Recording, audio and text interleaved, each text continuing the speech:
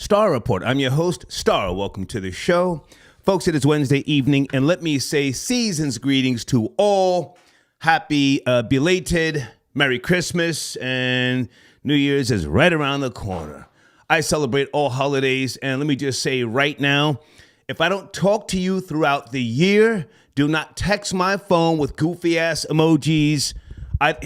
It's family time for me, you know? If you're not family, please get the fuck back. Not now. Stop with the fake love, okay?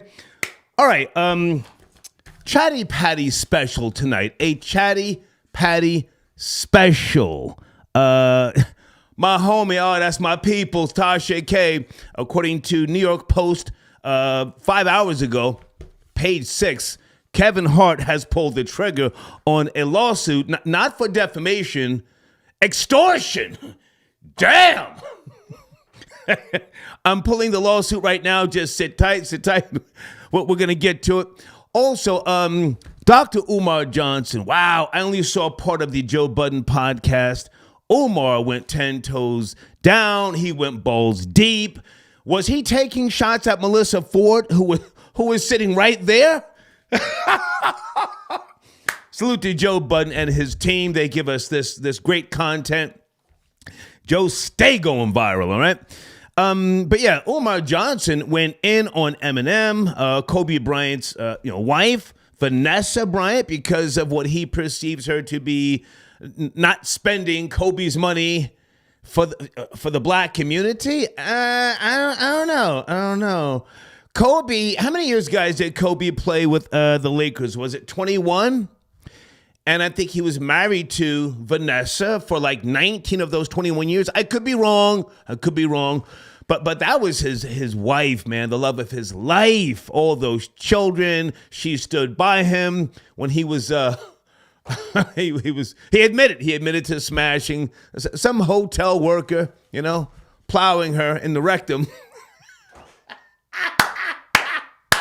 And Vanessa hung in there. I can't necessarily take Umar's side against Vanessa Bryant. I think she has been a great wife and she has kept his legacy alive. But you guys call in, tell me what you think, chime in. Eminem used to be my favorite. Yeah, he was like the James Bond of rap music to me for many years, but he kind of lost his way, if you ask me. And Machine Gun Kelly gave him that work. Yes? No? Machine Gun Kelly gave him that work. I think he took an L to Machine Gun Kelly, if you ask me. Eminem. Anyway, so Umar Johnson on the Joe Budden podcast recently, I didn't see the whole episode, says Eminem could never be the best or the king. And then he gave a great breakdown. I have to give Dr. Umar his props. He was speaking about, can an African-American man ever go to another country and be the best at anything? Okay, so that's my topics this evening. Also, I have some new sponsors that may chime in tonight. And I would love to have a female call in with some type of tea. Some type of tea. Or if you're not a female, maybe somebody who, a guy who is up to speed. I have not seen The Color Purple, the new musical. I heard it did very well in theaters. Recently, it came out on Christmas Day. I think it broke some records or something like that. And I wasn't interested in seeing it. However, now that I've heard that Fantasia, who I like Fantasia, now that I hear she curved Taraji P. Henson during the filming of The Color Purple, I may want to go support Fantasia. Troll babies, good evening. Are you up to speed? I think they were on the Jennifer Hudson show, and Taraji P. Henson was talking about she kept inviting Fantasia to hang out after the filming. Yeah, girl, let's go get some drinks. Taraji P. Henson is in her mid-50s. Fantasia's not yet 40. And Fantasia kept saying, no, I got to go home and take care of my dog. Come to find out, after months and months and months, she didn't have a dog.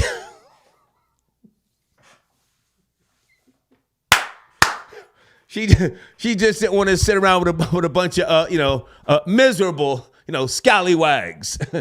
Whew, that was a hard shot. Okay, so please, if there's a female that can bring us up to speed, I would love to to hear the tea. What happened? And are they cool now? Not that it matters.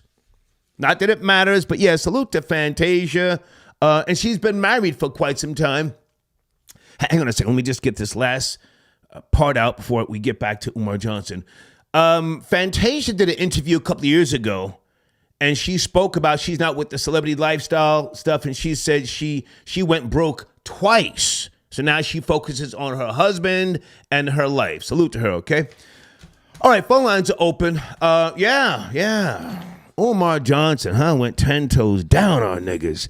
Hang on a second. Seasons, greetings. Something I want to mention here. Jay-Z's birthday in New York City may become a holiday.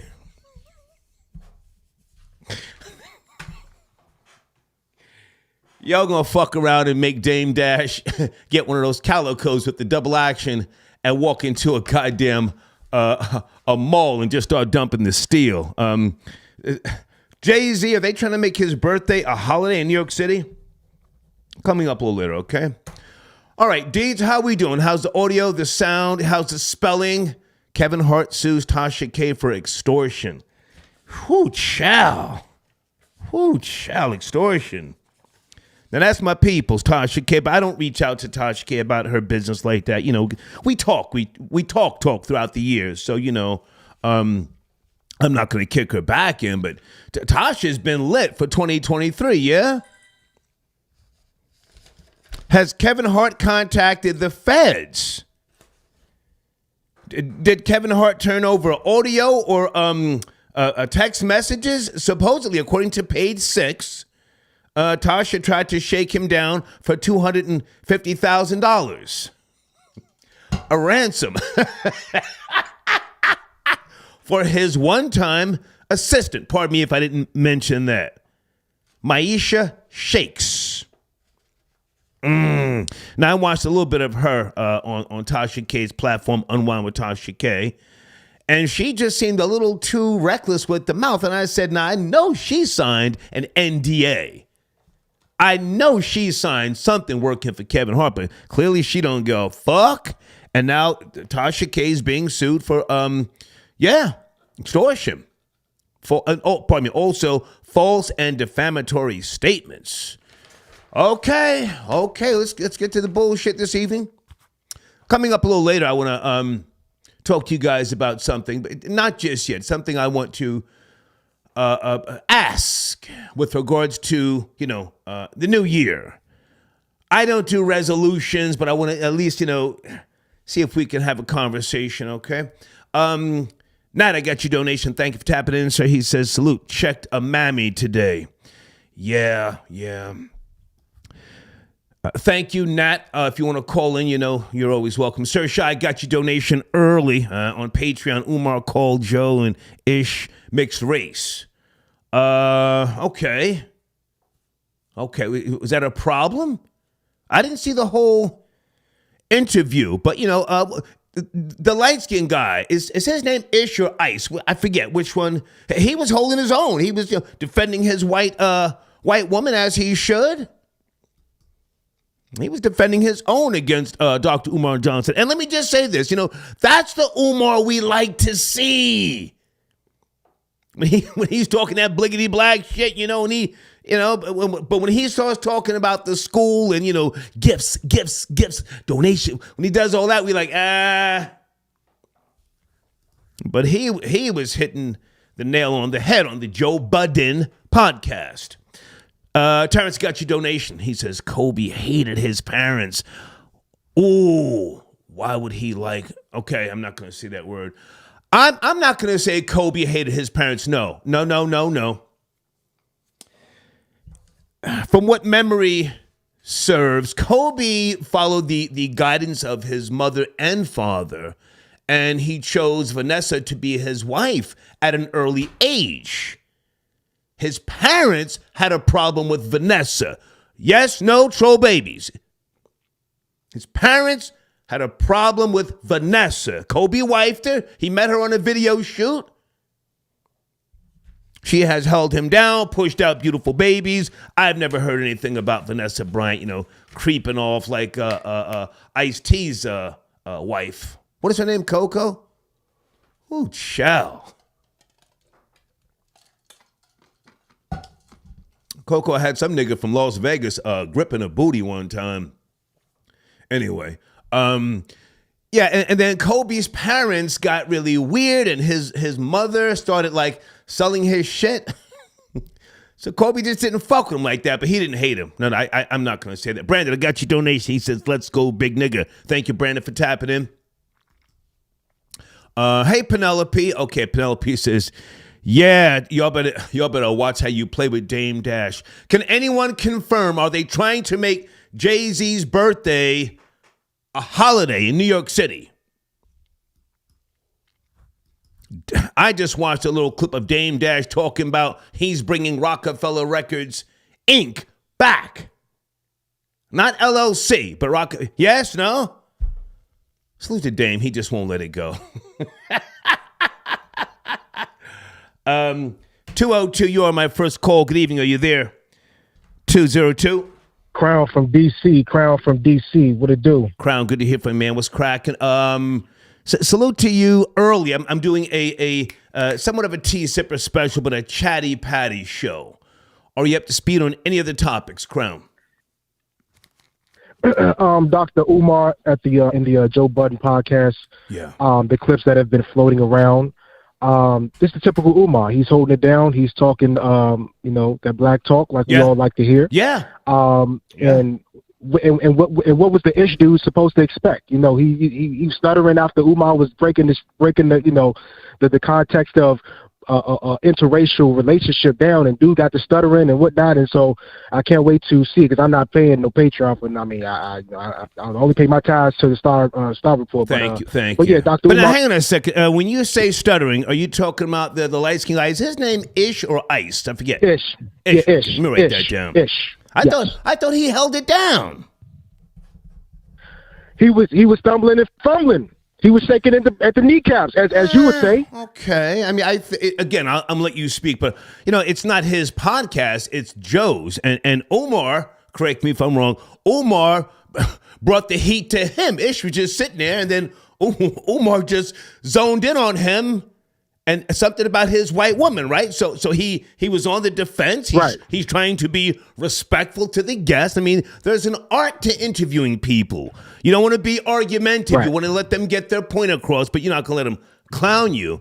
Is that what happened? Umar took a shot at Ish first about his white girlfriend?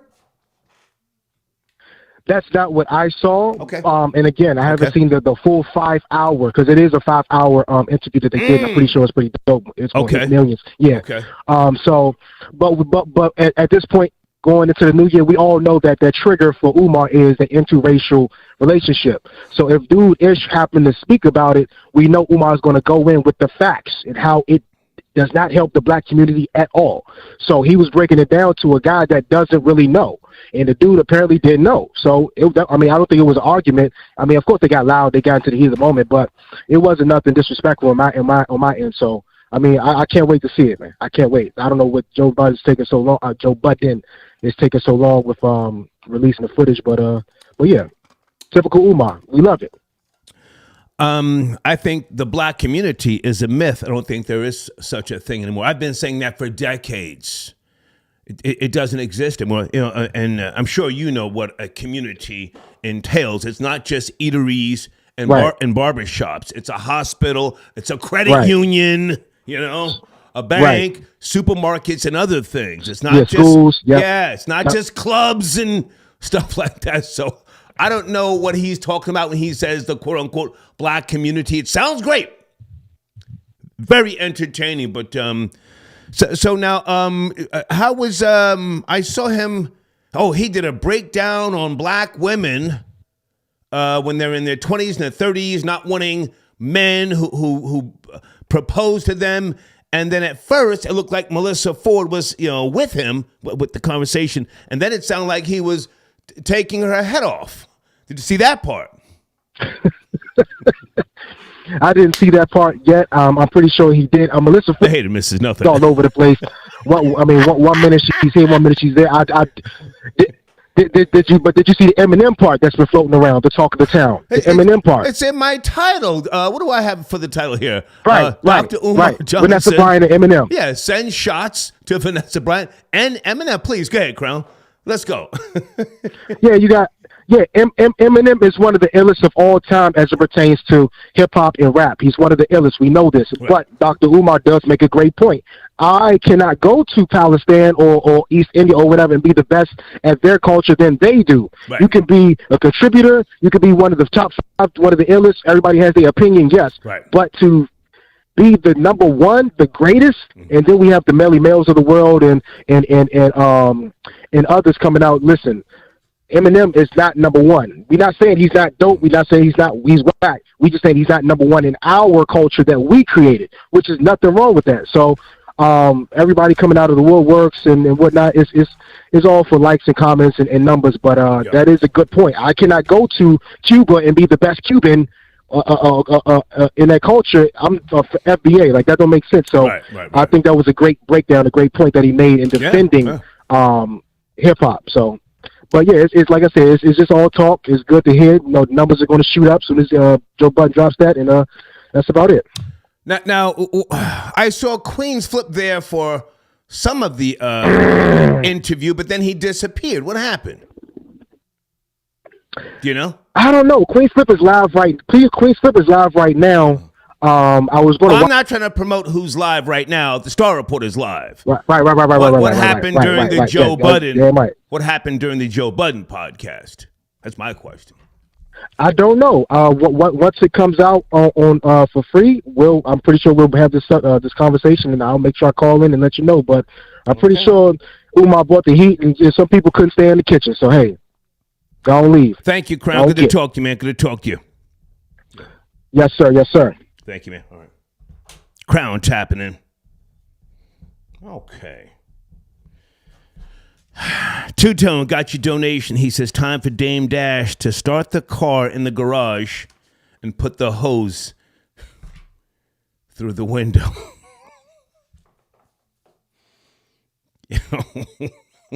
I couldn't even watch it. I couldn't even watch it. I said, yo, come on, man. Enough already. I don't even know who was interviewing him. Usually I like to be, accurate with and give credit where credit is due. Oh man, Dame Dash. Gail. Hey Gail, it's been a while. I hope you're well. Thank you for tapping in. Okay. 305, you are my next caller. Sit tight. I'll be right there at 305. Most requested, I got your donation. I don't see a message, but thank you. Thank you. Jihad. Umar stands on his tens everywhere. Love or hate it. Okay. Yeah, everybody always asks, yo, what's up with the school? He's got the school. I don't know if the school is open or not, but he's got it, That's what everybody always says. Yo, what about the school? I don't know. Young Doe got your donation. It's about that time supporting the machine. Thank you so much for tapping in. Okay, so, I'm gonna read this in a second about Jay-Z's birthday. Pardon me, possibly becoming a holiday in New York City. Area code 305. Good evening. Are you there? Wednesday night. 305. I can start. Hey, what's up, man? Sorry, man. This is most requested, man. This is the Cuban nigga that spoke to you the other night. Hey, what's up, man? Good to hear from you. It's cracking. And good to hear from you, too, man. Listen, I'm going to tell you like this, man. I fought with Dr. Umar, man, and I'm sorry for person, man. It happened again. Come on. I messed with him, man, but what he was saying about Eminem is completely true. Okay. I have a daughter. He's in love with this guy. She thinks that Eminem is the best. I don't think so. That's your daughter? She's better than Eminem. Your daughter? Yes, my daughter. Okay. My daughter, yeah. Come on. I have an older daughter, she's 35. Damn. But listen, sheesh. I believe Rakim is way better than Eminem. like the previous caller says, ain't nobody's going to go to a Cuban culture Right. and say, oh, I'm going to, I'm better than, they play better or they sing better than that folklore. Right. You're not really from there. Right. You know what I'm saying? Because my personal belief, I believe that hip hop is African American folklore. That's a fact. So if you're not African American, Fact. you cannot be the best of that. That's totally insane. Yeah. So I don't know what they're trying. I don't know who keep forcing that idea that Eminem is the best. Or you always the GOAT. He's not the GOAT. Well, I used to really like Eminem. I mean, when he was in his heyday, But is he the best? Yeah. No, he's not the best. Nah, man. I don't think so neither, man. I don't think so neither. But it's hard to argue with people who have their mind already made up, and they really don't go back into the culture of hip hop, because right now rap is like it's trash, but they don't really go back and really listen to the founders, man. You know what I'm saying? Yeah. Like that's lyrical, listen. Okay. But it is what it is, Star, man. Listen, I appreciate the call. I thank you for your support. Are you ready for 2024? Are you ready? The new year. Oh, for sure, man, for sure. I'm going to be, hopefully, with my lady at this Italian restaurant celebrating the New Year's. I don't know. Maybe I think she's going to dump me on New Year. That's what I think. But, Be careful in Italian restaurants bringing in the New Year. They're known for shooting up the place. They started the drive-bys, Italians. Yeah. Italian restaurant in Jersey? Yeah. Especially the ones in New Jersey. Oh my God! Hold on, man. Italians started the drive-bys in Chicago. It's not the black gang members in L.A. It's those niggas with the straight hair in Chicago. Have a good one, man. Have a good one. Thank you. All right, brother. Yes, sir. Don't call me brother. Slow that dumb shit down. Can I get an amen if you know your history? That's who started the drive-bys. Goddamn wops in Chicago. Who sent the donation here? Thank you for your support.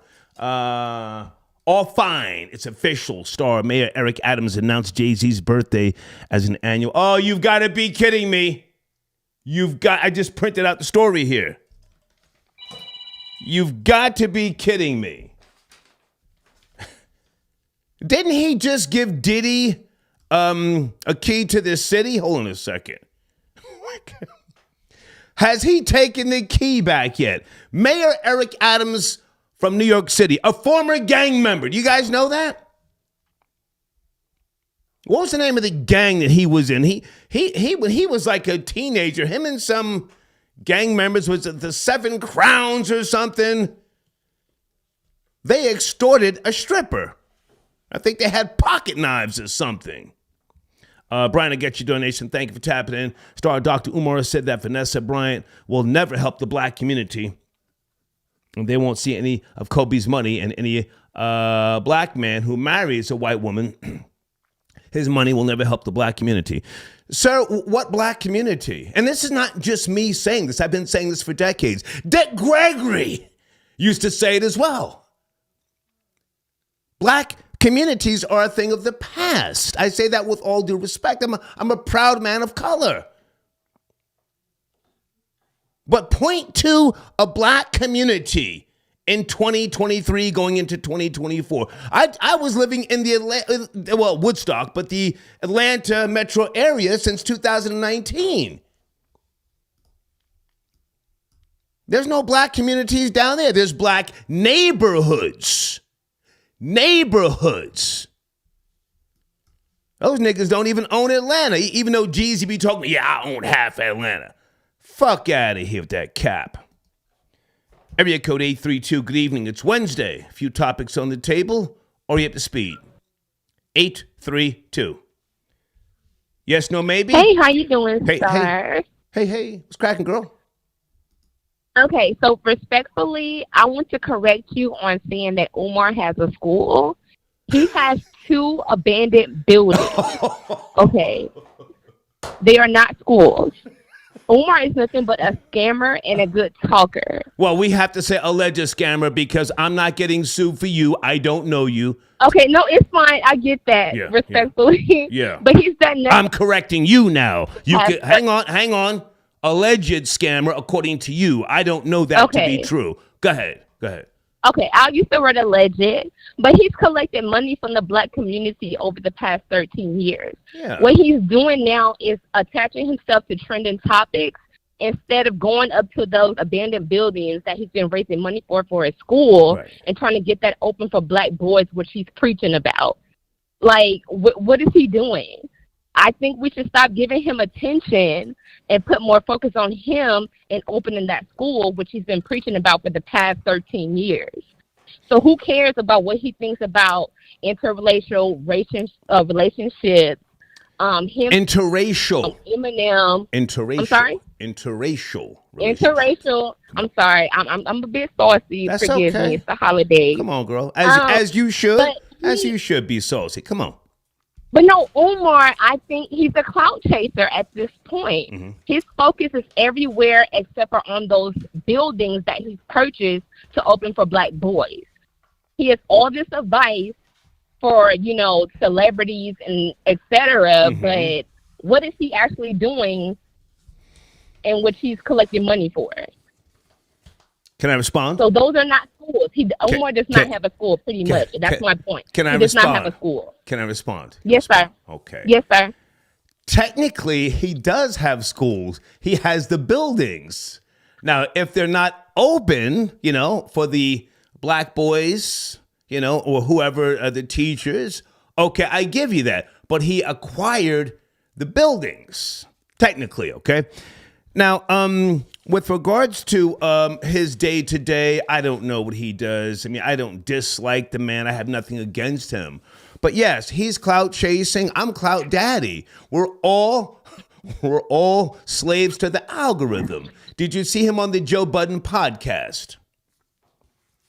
I saw clips. Yes, I did. But Okay. in respect to you, this is your, I won't say job, but you're a commentator. Umar is the person that's out here promoting Right. this school for black boys and promoting black boys and Okay. educating them. Okay. He's not speaking on that. Right. Here he is talking about Eminem on being the best rapper. He's not talking about black boys. His focus should be on his supposed mission in educating black boys. Okay. I have no problem with anything that you said. Season's greetings before I forget to say that. Amen. Amen. Can I ask you this? Are you up to speed? I am going to see The Color Purple. I'm not sure if you have or if you will. Fantasia, Taraji P. Henson. Do you know about this? She was asking Fantasia to hang out after they were during the filming of The Color Purple, and Fantasia kept curving her. And then when they went on the Jennifer Hudson show, Fantasia admitted that she didn't have a dog. She just didn't want to hang out. You have to speed on that? I do see that, and I understand. I'm actually on Fantasia's side. That's a married woman speaking to a single woman, Right. aka Taraji. An old cougar. Two communities An old to mix at all. cougar. Old cougar wanting to An hang old out. Taraji is that old cat. Okay, she should not be, trying to hang out with Fantasia, Right. a typically younger female than she is, Right. and a married woman. Right. They have nothing in connection along those lines. Mm-mm. So I agree with Fantasia on that point. Right. Like, no, I don't want to hang with you. Yeah. I'm going to go see The Color Purple based upon Fantasia curving Taraji P. Henson. Have you seen it yet, or will you go see it?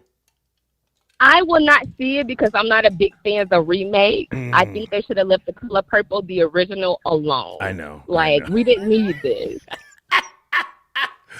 I'm with you on that. However, listen, again, I'm a slave to the algorithm, so I have to go see it, or if it'll probably be on my free movie. No, I get you. Yeah, my free Yes, movie sir.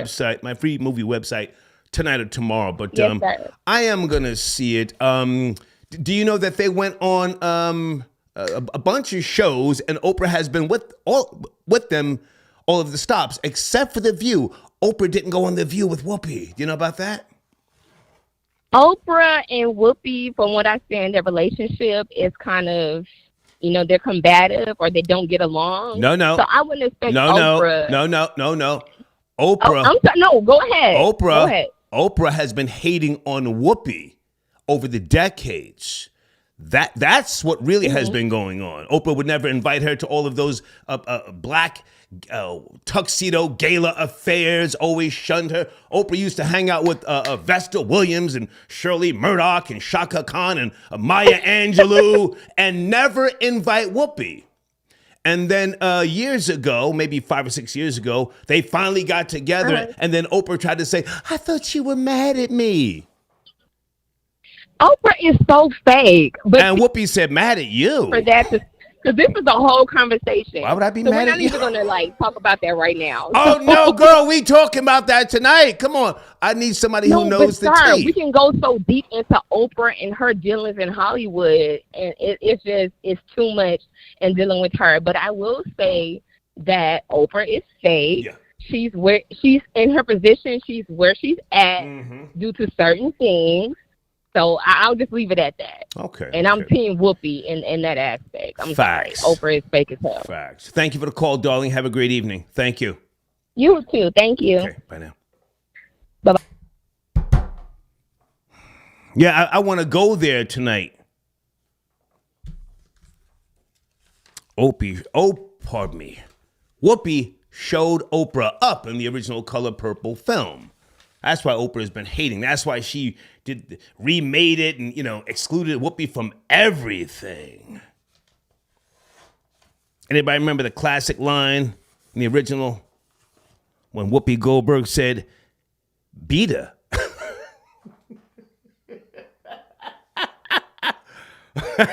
Who knows what I'm talking about? When Oprah's husband, what was his name? And then Oprah, I think her name was Miss Seeley. She came to Whoopi and she said, you told Harpo to beat me. Classic.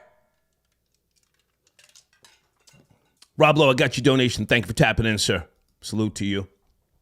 Jay-Z's birthday is official. Dame Dash just jumped out of his first floor apartment building and survived the fall and started yelling at people passing by. John Flowers, are you calling in, sir? I got your donation. John Flowers, I'm ready. Pow, there you go. See? It's waiting on you. John Flowers, photos.com. Tonight's a great night to call in John Flowers if you want. He says, Mother F. Jay-Z's birthday. Mine was September the 6th. Okay. Thank you, John Flowers.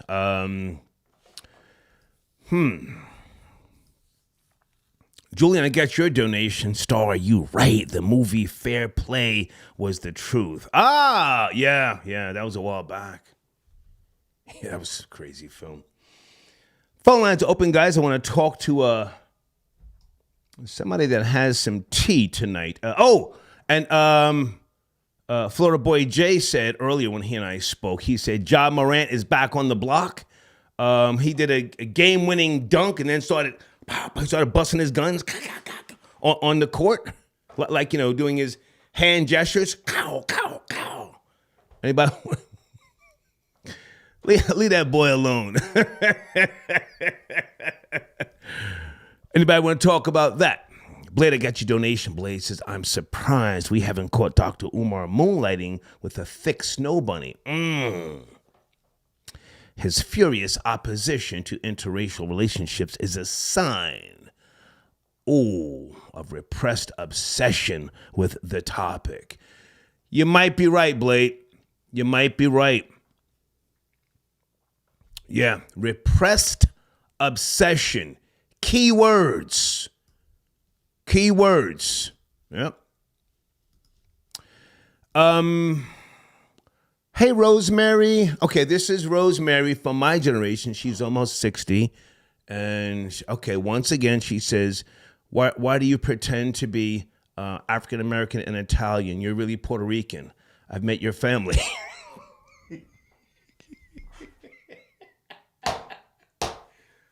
No, Rosemary, you met my uncle who's now deceased and his Puerto Rican kids.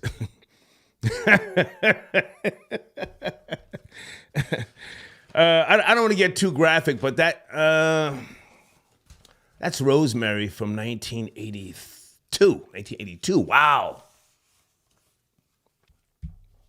Thank you for your donation. She sent in a donation.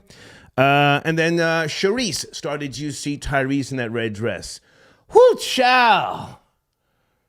Now, was it a dress or was that traditional Egyptian attire? You see? I didn't do the research. I saw the pictures. I saw Tyrese standing there with a bunch of Caucasian males. He had on what appeared to be a red dress. But was it really a dress? Hold on a second. Who's texting me? Waiting for a sponsor to call in tonight. Okay, Deed says everything is good. Okay. Guys, I want to reiterate something that I started out saying at the beginning of the show. I mean no disrespect, but please do not text my phone during this holiday season. This is family time for me. I have a very small family, and we're doing a lot of fun things, traditional things, mixed with some new technology, but it's family time. I'm going to try to do a New Year's hate-a-thon. I'm going to try really, really hard, but just Christmas Day, I got like a couple of weird text messages from people. No disrespect, but I don't like text messages on Christmas Day. That's family day. A couple of people, I looked at the phone, I said, not today. I had to say that, Terrence, I got your donation instead of talking about Eminem. Where's that school? Okay. Let's get back to the tea tonight and a chatty patty special as well. Area code 517. Good evening. Dr. Umar Johnson went balls deep on the Joe Budden podcast. Are you up to speed? 517. This is Nat from Michigan. Hey. This is Nat from Michigan Star. This is a donation. Thank you, man. How are you, Nat? Salute. Listen, I'm not up to speed on Dr. Umar, but I did, when I sent the donation, I did say I ran into a Mammy at work today. She tested me. I know it's off topic. No. Nat, it's, for you, let's talk about Mammy.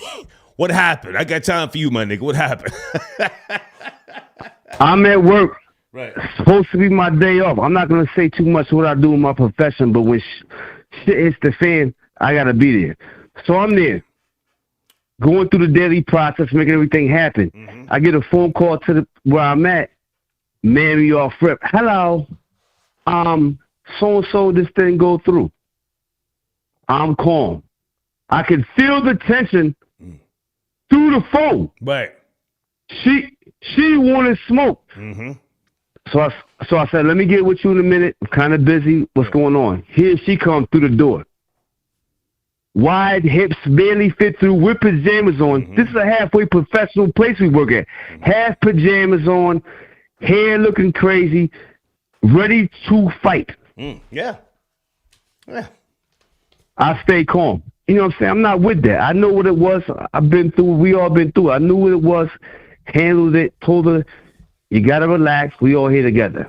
So, and then they buckled down. Now, hang on a second, Nat. How long have you guys been working together, or is she not a coworker? I missed that part.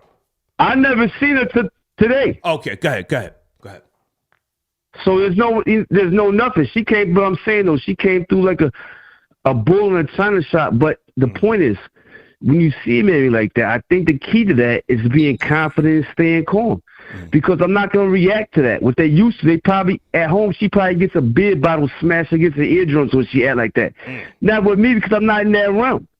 I was in control, stayed calm, took control of the situation, and guess what happened? It's like a pit bull. If you show that you ain't scared of them, I don't know. Okay. Now I'm thinking because my aunt used to dumb out when she was crazy. Though. Now stay with me for a second, Nat, because on the screen right now, and I'm glad you set it off because I was trying to think how to say this without offending, women of color who donate to the machine. My question on the showrunner: what will you stop doing in 2024? I'm going to talk after I hang up with you about something I'm going to try to stop doing, and it involves mammies. So I feel you. I feel for you. But before you go, so how did this end with you and the mammy? Did you let her have her way? Did she feel that she punked you, or did you check her? How did this end?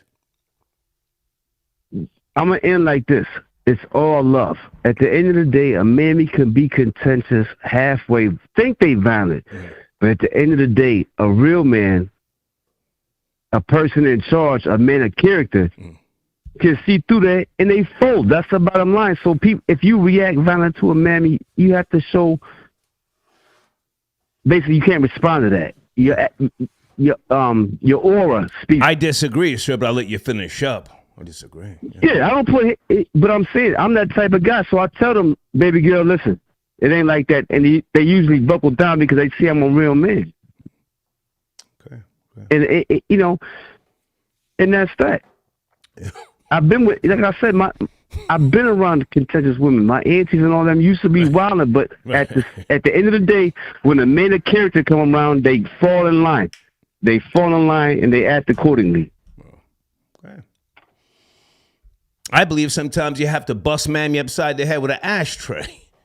Just so you ain't bust no mammy. You bust white girls and Puerto Ricans. You ain't bust no mammy up like that. No. White girls you deal with different. I've been saying that for years. White girls, you have to literally play their game because they are keys to society. You have to let them feel empowered. But a mammy wants to smoke. At some point you're gonna have to, if you've married one, have kids with one, at some point, pop out. You have to get it in that. It's with a mammy. Gotcha. I respect that. Peace. Thank you, Nat. Thank you. No. Hold on a second. Deed says she cannot call in tonight. Okay. No. Mammy wants the smoke. That's why we have the merch line, the war on mammies. Troll Babies, has anyone purchased any merch? Mammy doesn't respect the bigger man, no. You got to bust that bitch in the head with a double deuce. Pow! So, Mammy respects violence and violence only. The Hispanic girls, you have to let them cry. Oh my God, they cry and they cry and they cry. The white girls, the Karens, you have to let them feel empowered. We've had that discussion before because you want them to go do something for you, bring you something. You have to, learn how to use her as that key. Anyway, Terrence, thank you for your donation again. Yes, Blade, Dame Dash, still claiming he owns Rockefeller Inc. He said he's bringing it back. I don't know the name of the podcast. I like to, promote other people's platforms, but I turned it off. I said, what the fuck? Area code 845. You're up next. Sit tight. Guys, at the top of my live chat is the link for advertising and promotion. We are doing 50% off for the remainder of January if you use that link. That's Streamlabs or PayPal. 50% off on 30-day promotion if you use that link. But now you have to email us and send a screenshot so that we'll know. Okay? We'll do some very custom things for you. Bussy Nation says, our committee will continue to keep our bussy on Power Bottom Jake's throat. Okay. Well, Well, he did respond somewhat, sort of, kinda. And salute to you, Bussy Nation, and I'm sure you and other people. What are they calling him? TD Takes? What are some of the names they're calling Bishop TD Jakes? TD Takes, Power Bottom, something's crazy names, all right? Back to the phone lines. Hold on, guys. 845, good evening. Are you there? Wednesday, talking about a few topics. Yo, what's going on, Star? How you feeling? Good, man. How about yourself? Season's greetings. I'm good, man. I'm good. Yes, sir. I'm about to say, I don't understand what TD Jakes. I don't understand the terminology. What is a power bottom, man? Well, sir, that's not the topic tonight. That was 2 days ago. Tonight we're talking about Umar Johnson. Umar Johnson. No doubt. Tasha K being sued by Kevin Hart for extortion. And, Fantasia and The Color Purple. Have you seen The Color Purple yet, the remake? No, I didn't see the remake, but I heard it's good. I heard it's all right. Yeah, I heard it broke box office records. Go ahead. I'm sorry. Go ahead. Yeah, I know. I seen that. I saw that. I read that. With Dr. Umar, what do you think about the Eminem thing? You think Eminem's one of the greatest, or he is the greatest? I've already spoke about what I think. I want to hear what you feel. I don't like to critique other people's platforms. But Umar has gone viral with his comments about Eminem, Vanessa, Bryant. Do I think Eminem is one of the greats? I think he's one of the greats. I don't think he's the best. I don't even think Eminem is in my top 5 anymore, to be honest with you. He used to be. No doubt. I feel the same way. I don't feel like he's the greatest. He's definitely dope. He's a dope MC. He's dope. He held his own. He's dope. For a long time. Dope. He's real dope. Mm-hmm. But like Umar, I think like when he's like saying that the rap is a part of black culture and that just because he's white he can't be the best, you know what I'm saying? But like for real, like what is the culture pushing if we pushing what these rappers say? You know what I'm saying? Like they don't talk no positivity, so I don't think we should. It's part of our culture, music wise, but like the stuff they pushing now, man, it's like I wouldn't jump behind them either. You know what I mean? Can I ask how old are you, sir? How old are you? Me, I'm 44. Do you think, and don't just follow what I'm saying, do you think that the one-time culture of hip-hop is gone and now rap music is something different? Because, if you think about the preteens and teens that started hip-hop, it was a different time in society. It was a different mindset. And most of them didn't even understand, business, publishing, marketing, merchandising, and they were ripped off. They were ripped off by the corporations. So it has become something totally different. It's really a shit show now. Do you listen? Yeah. Do you listen to rap music now in your 40s? You're going into 50s, yes? Yeah, I definitely listen to rap music. I still produce and stuff too. Sir, why? But see, I'm selective. I'm selective. I don't just listen to anything. Like the drill music of New York, I don't even know what that is. I don't listen to that. Mm-hmm. You know what I'm saying? Like I listen to Kendrick Lamar. I listen to J. Cole. And it's not, I could still get into the rowdy music, but it's not like the yelling, all that, they jumping around like Muppets, man. I don't understand that. I ain't with it. And you're how old again? 44. 44. At what age will you stop listening to rap music, respectfully? I definitely listen to 70s and 80s soul music more than rap now. You know what I'm saying? Like that's the stuff I grew up on. But I try to find, music's going to change. It got to change. I'm not against the change. Well, I'm talking about right now. Most rap music today is really deplorable. It's just centered around, what I'm driving. I got the money phone. I got these bitches. I'm going to kill these niggas. These niggas is jealous, I'll take you. I'll take your bitch. That's rap music, sir. That's what you listen to? Seriously, if you Listen. Now think about it though. When Jay-Z and them was rapping, they was rapping about how fly the cars was, all the chicks they had. They was rapping about hustling drugs and all that. Like, I'm talking about now. Yeah, no, I'm getting to it. I'm following you. I'm saying like the stuff they rap about now is the shit they rapped about back in the day, bro. It's the same stuff to me. It's like my car is the nicest. My bitches is bad. I'm selling keys. I'm running around. Exactly. So at what point do you, going into your 50s, at what point do you say that's childish? At what point do you say that? Well, or do you? Do you say, hey, you know what? I like it. If you like it, just say, Star, I like it. I like it. I can respect that. No, I'm about to say, so let me ask you a question. You listen to Kendrick Lamar, you find anything appealing about it? Fuck no. Fuck, I don't listen to, and I don't listen to J. Cole. Fuck no. If something's trending, you know, a story. But do I listen to a Kendrick? Fuck no. I'm 59, my nigga. There is nothing. Hold on. Let you speak. Please speak. There's nothing. J. Cole, Kendrick Lamar, or anybody today. Fuck what Future's talking about. That's goofy shit to me, man. I'm 59. I'm proud of my age. You say you're 59. Yeah, I could see you completely done with rap at 59 for sure. Yeah. Like, I mean, you. All right, so I gotta go. We're dragging. Thank you, man. Thank you. You don't have to agree with me, but you know, he made his point. He likes it. That's fine. I don't listen to fucking J. Cole. Fuck out of here. Sheesh. Super Sly 75. Okay, Super Sly, we don't do anything less than $5 donations.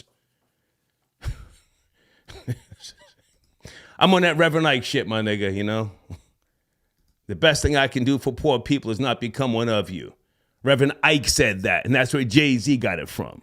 I'm not saying you're poor, my nigga, but if you ain't got a $5 donation, man, you know, keep it pushing. Hey, Tara. Tara says, caller sounded like he wanted man's butt. Okay.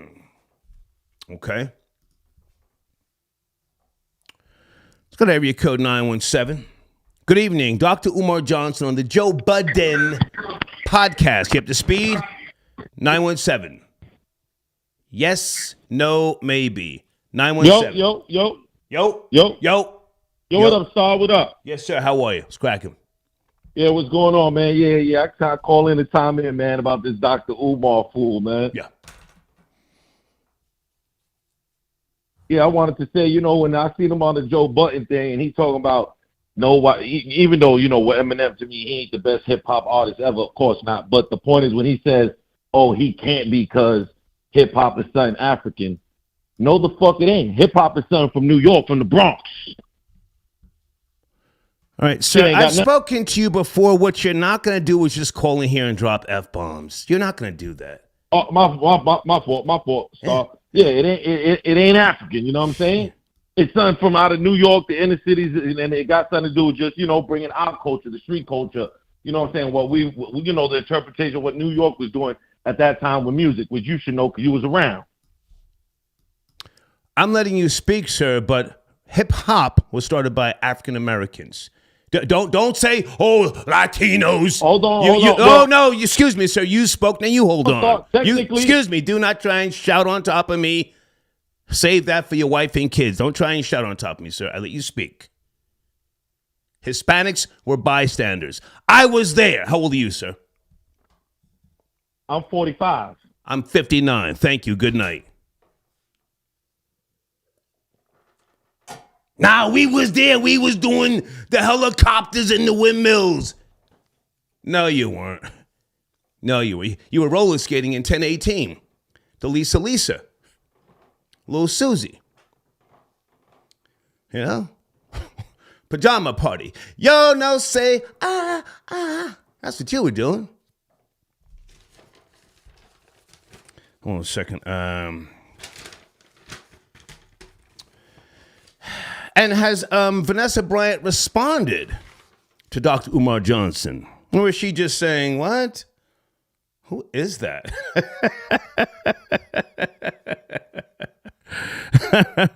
Troll babies, should I go back and watch?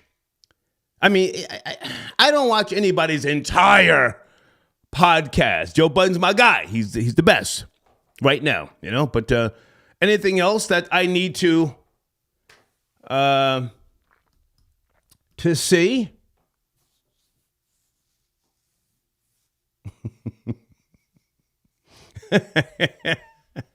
Okay, and Deez, I got your email. Thank you so much.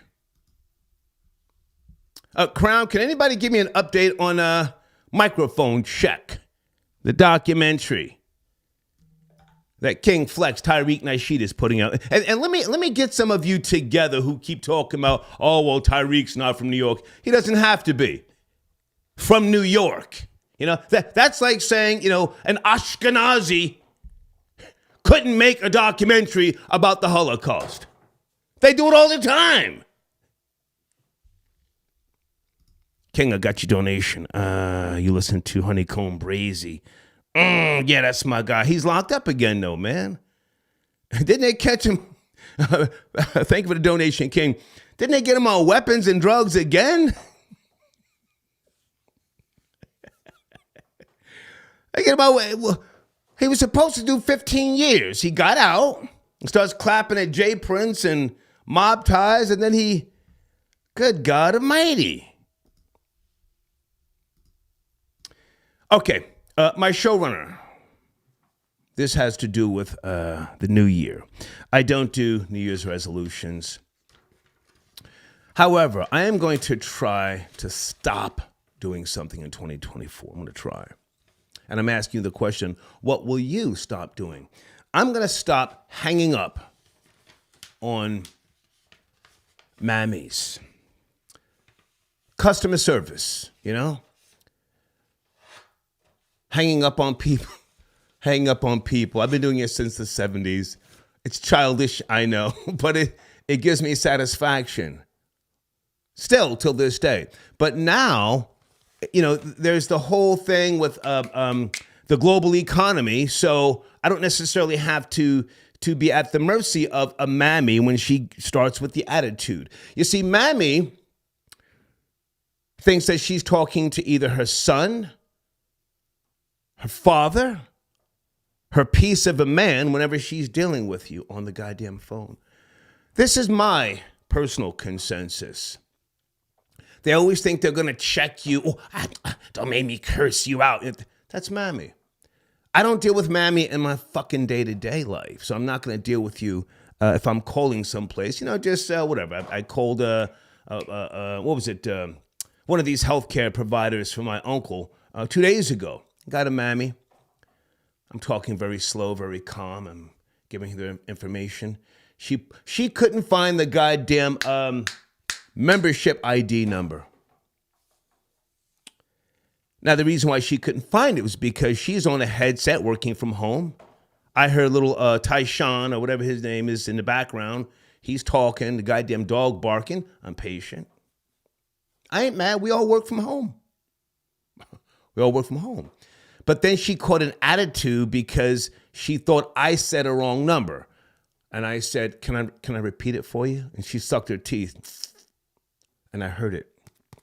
Do you know what I did? After being on the line with her for 11 minutes, hung up. I'm going to try to stop doing that in 2024. It's gotten so bad to the point where sometimes within less than a minute, if I hear somebody say, hi, this is Lakeisha, Latavia, Malinga, Malika. As soon as I hear that little ethnic, thing, let's do that.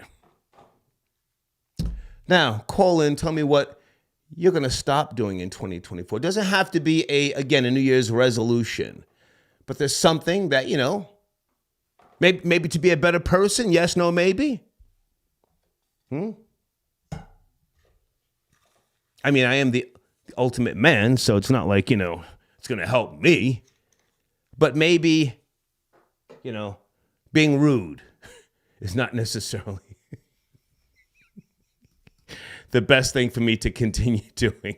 John Flowers, I got your donations, sir. Are you calling it? If not, thank you for your support. Let me bring in area code. Oh, I think I know who that is. 516. Good evening. Wednesday night. Are you there? 516. Yes. You know who it is. It's Tiara. You know I love me some you. Hey, Tiara. How are you? Let's crack it. I'm good. I just want to tell you, you do not have to stop hanging up on Mammy's. Okay? Come on. Pick another resolution. And I thought I was the only one. I wasn't going to call it. I'm like, I'll be calling too much. I'm listening to your show, and I'm like, I have to call now because I do the same thing. I'm mixed. I'm half and half, just like you, Italian and black. Okay. And I was raised by black folks, not a mammy. You know, my mom was a black woman. I know the difference between blacks and niggers. I'm sorry, it is what it is. I even have black friends that feel the same way. Okay? But no, you don't have to stop hanging up on them. No. Nasty. A lot of them, of course, we know, not all. Well, now let me say this so that people clearly understand what it is that I'm saying. And Mammy, for the record, I've gone on record and said that the worst Mammies are the high yellow ones. You see, they think that they're entitled, that they are the proud code switchers. So the high yellow Mammy, I always hang up on them. But just if I sense, just a little dialect, trying to be hood, click, that bitch will be a problem. Go ahead. Yeah, no, it does get out of control. I feel you 100%. Okay. But I want to talk about Umar. I've been listening. Please. I stopped listening to Umar years ago. I feel like, and I get him with the whole Pan-Africanism wave and the movement, and everybody's clout chasing, yes. Yeah. But when you solely look at things out of the lens of race, as he does, you miss things. You miss, like, I do feel like being objective really is the best thing. But when you're too harping, focused on race, you miss things. It's not, it's a flawed view at this point. There was a clip, because I didn't see the whole show.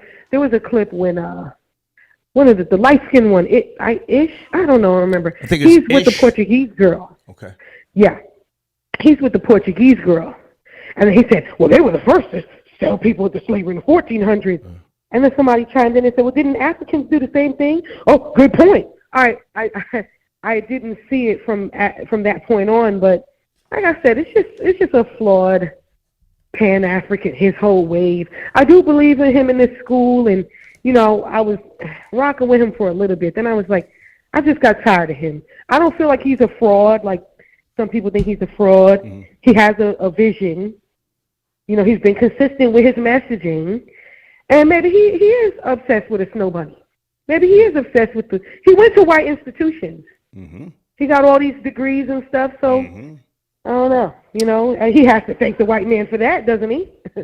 But yeah, you don't have to stop hanging up on Mammy. That's it. I didn't. Okay. Well, listen, I want you to keep. Stay with me before you go. Okay. I appreciate your support. Season's greetings to you. I may do a hit-a-thon on the New Year's, so stay in touch, and you have a wonderful evening. I sure will. Thank you, Tiara. I sure will. Thank you. All right. Love you much. Bye now. She supports the machine on a regular.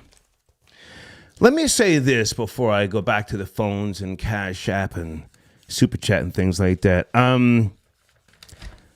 I think Dr. Umar Johnson is necessary.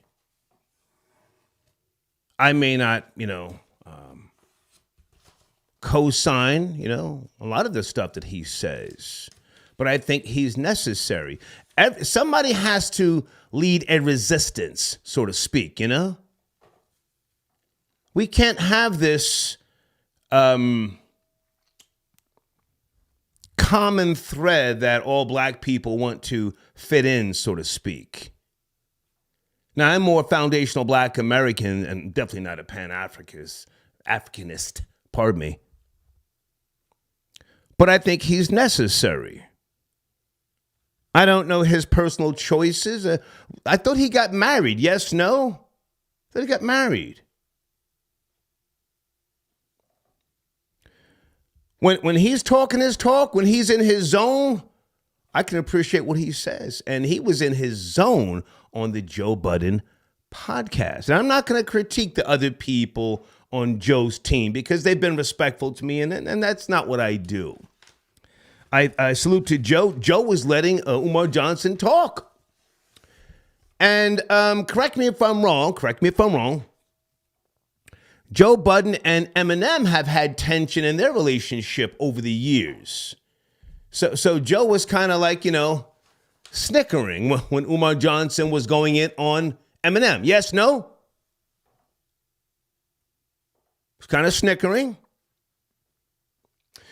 Did Joe ever do a diss track at Eminem?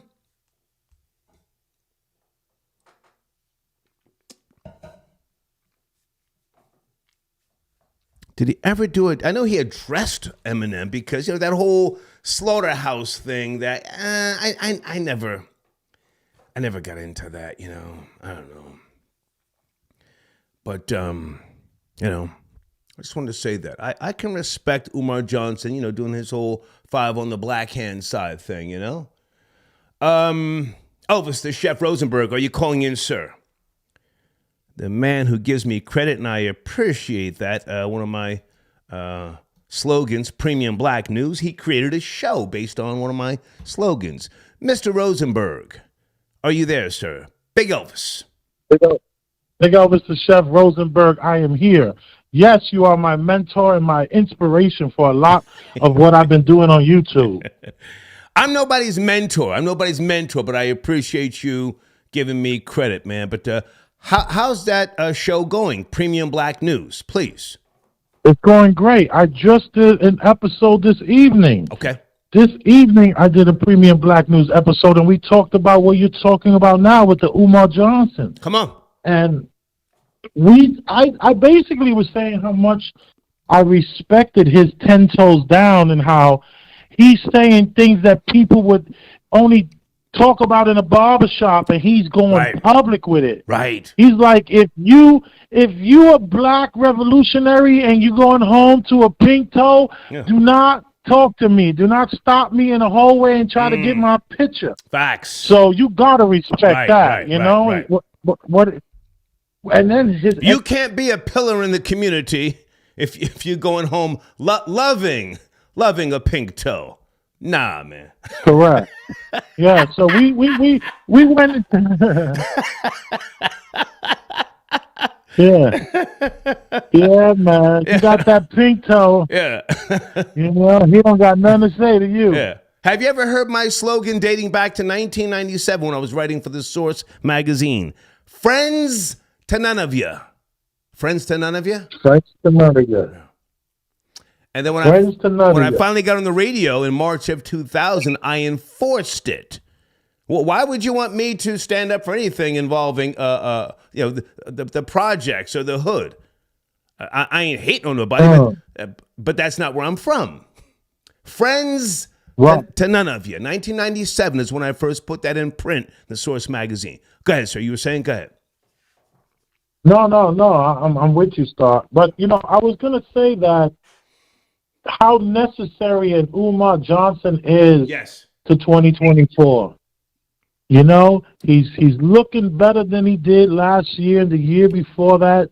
Possibly the school will get open, and he's 10 toes down. Yeah. And it's like we need men, even though I would love for you to debate him on this neighborhood versus community and genre versus, culture, because it will be very hard for him to really get past that. I know you don't do more than 8-minute interviews, but if you were to, it would be amazing. Can I jump in? And can I jump in? Yes, Can please. I jump in?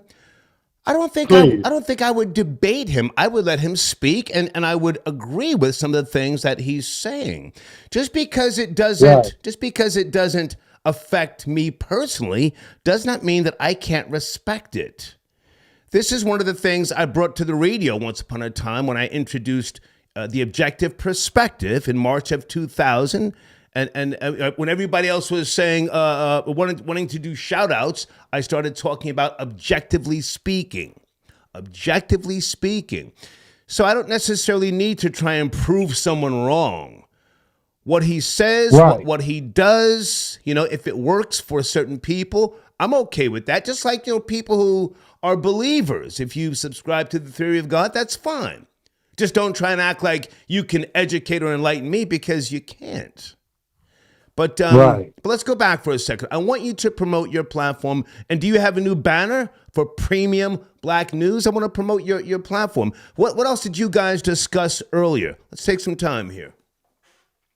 Well, we started off talking about T.D. Jakes and Diddy, and we were like recapping the year on what was on as far as pop culture in the black community, what was standing out the most, and then we kind of ended it with the week's drama, and Umar Johnson came up, and then after that it was this young man in a nail salon. And he asked the two women to live with him instead of him paying for their separate nails to be done. So we try to cover a lot of what's happening right now to keep our hand on the pulse. And we give different perspectives. And in between that, we try to throw in some knowledge where you learn something. And we're having a good time doing the show. And it takes time. All these great things that happen on these YouTube streams is not going to happen overnight. And I'm in it, I'm in it to win it. And I'm not in it for fame or glory or monetization. I'm in it because this is what I want to do. And I appreciate you for, I have 3,100 subscribers. Nice. And half of those is because of the Star Report. Hey. And I'm very appreciative of the people here on the Star Report. One of my top, supporters is Miss Ruth. Nice, Miss She's Ruth. like- Yeah, she holds former NYPD, time. former NYPD from New York. She's now out in Colorado. Miss Ruth. That's right. Yeah. So I am reaping the Nigga start snitching. benefits of you and what you've done.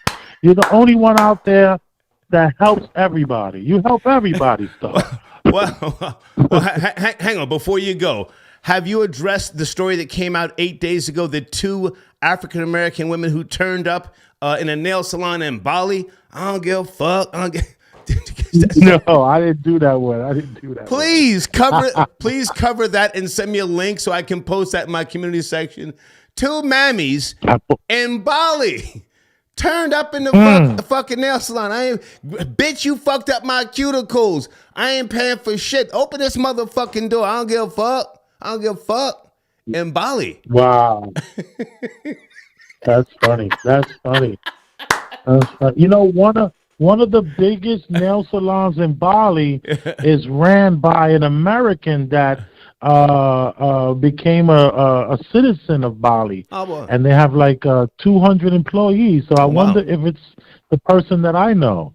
So that's funny. The world is so small, and we're all linked in some sort of way. I wouldn't be surprised. They're facing 2 years in jail for turning up in the nail salon. Yeah. Wow. Yeah. Maybe we can help get them convicted. Keep me posted, Elvis, and I appreciate your support, man. I'll get that banner to you, Star. Thank you, man. You're the best. Yes, sir. Thank you. All right. Yes, sir. Okay. Booyah. Yeah, man.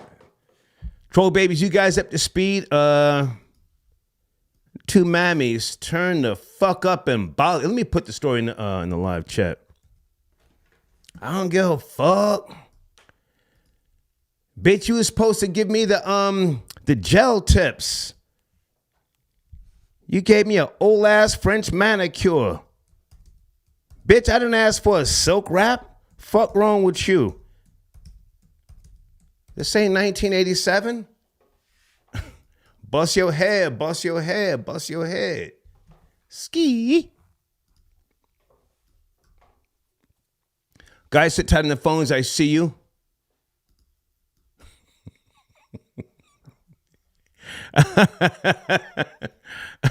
Oh, Blade says, nigga, get the fuck out of here. You will never stop hanging up on mammies. Blade, you might be right.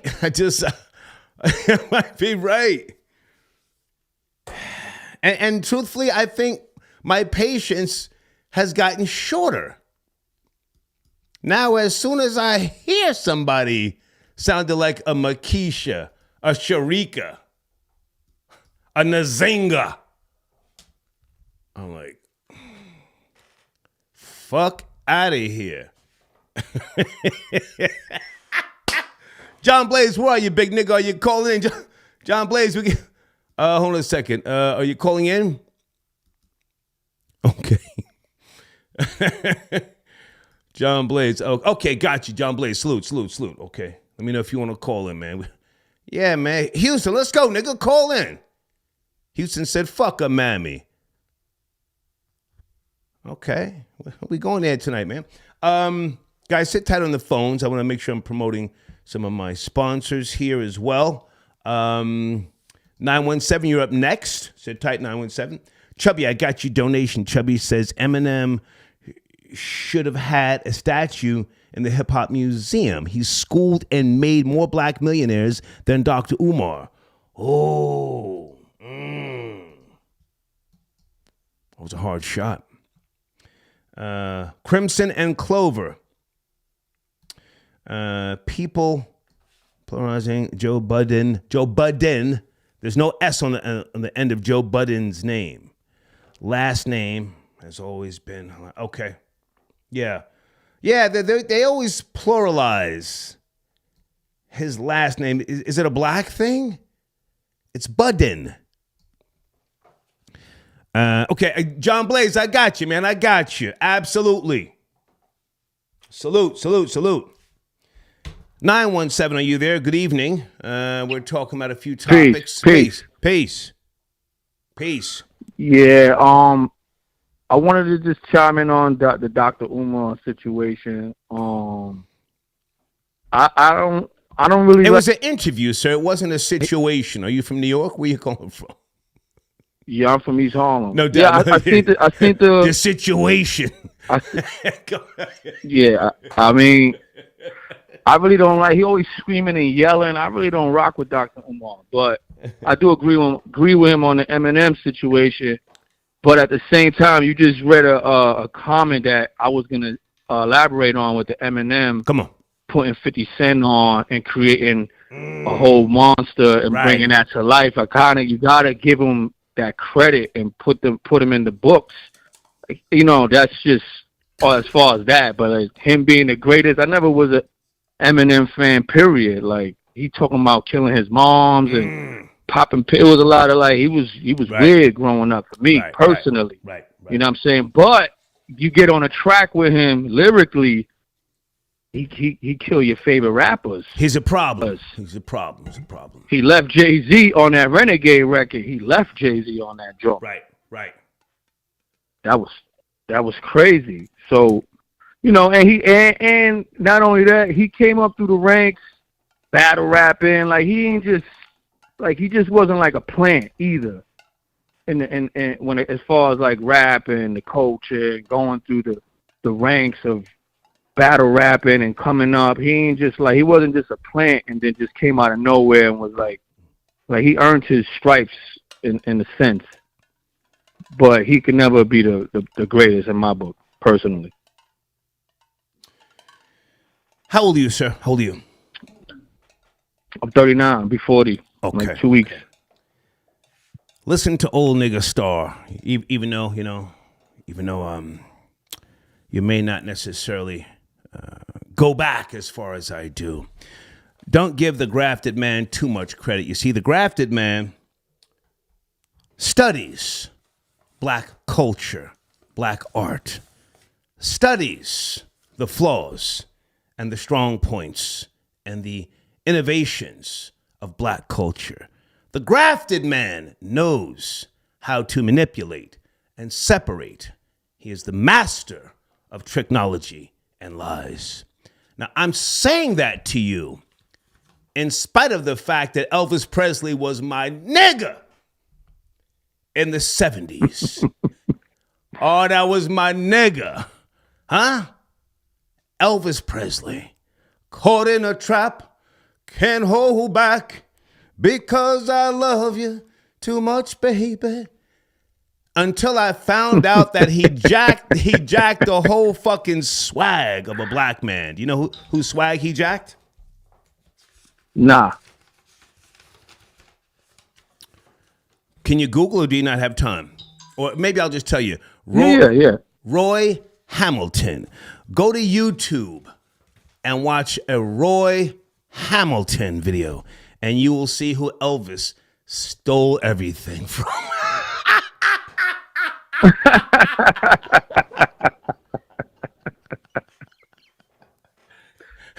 So Eminem stole everything: the flow, the context, the pretext, the execution from a black rapper somewhere during the building blocks of hip hop. He sat and he studied and he listened and he pushed that fucking cassette back, and then he mimicked, pushed it back.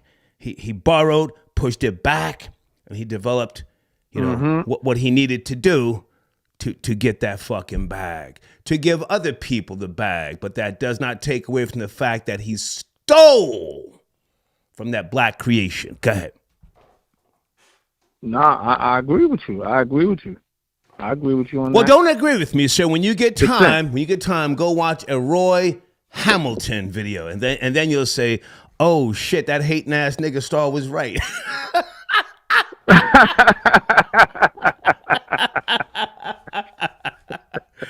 Hey man, thanks for the call. Oh, Salute. Yes, man. Yes, sir. Please, salute. Yeah. Don't agree with me. I'm what's wrong with the world, Derek, I got your donation. Epstein. Oh, okay. So where you going with Epstein? Yeah, we ain't talking about all of that tonight, man. Hey, Pamela. No, Pamela. I don't want to talk about Gilbert Arenas and damn, is he snitching now? Talking about he overheard some white guys talking about they ran a train on one of the top black female actresses. I'm not gonna say her name. Shit. Can't hold back because I love you too much, baby. Oh, that was my nigga Elvis. I don't give a fuck. Area code 929. Good evening. Are you there? It's Wednesday.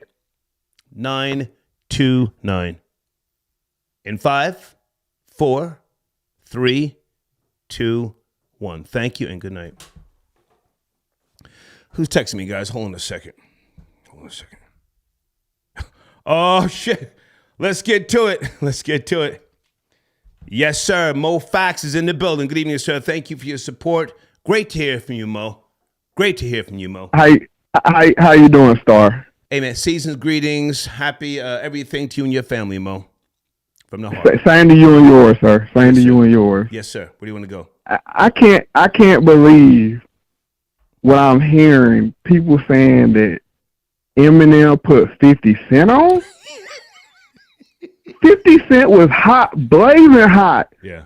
Before he even got with Eminem. And when he signed to quote-unquote shady records, it was Dr. Dre's Detox beats that put him over the top on Get Rich or Die Trying. Talk about the same thing it did, the beats from Dr. Dre did for Eminem. Yeah. And let's keep it 100. If it wasn't for 50 Cent, people would have been turned Eminem upside down. That's the only thing that's keeping him untouched in this industry. Okay. Let's just keep it a buck here. Come on. And Eminem, it's not that he's white.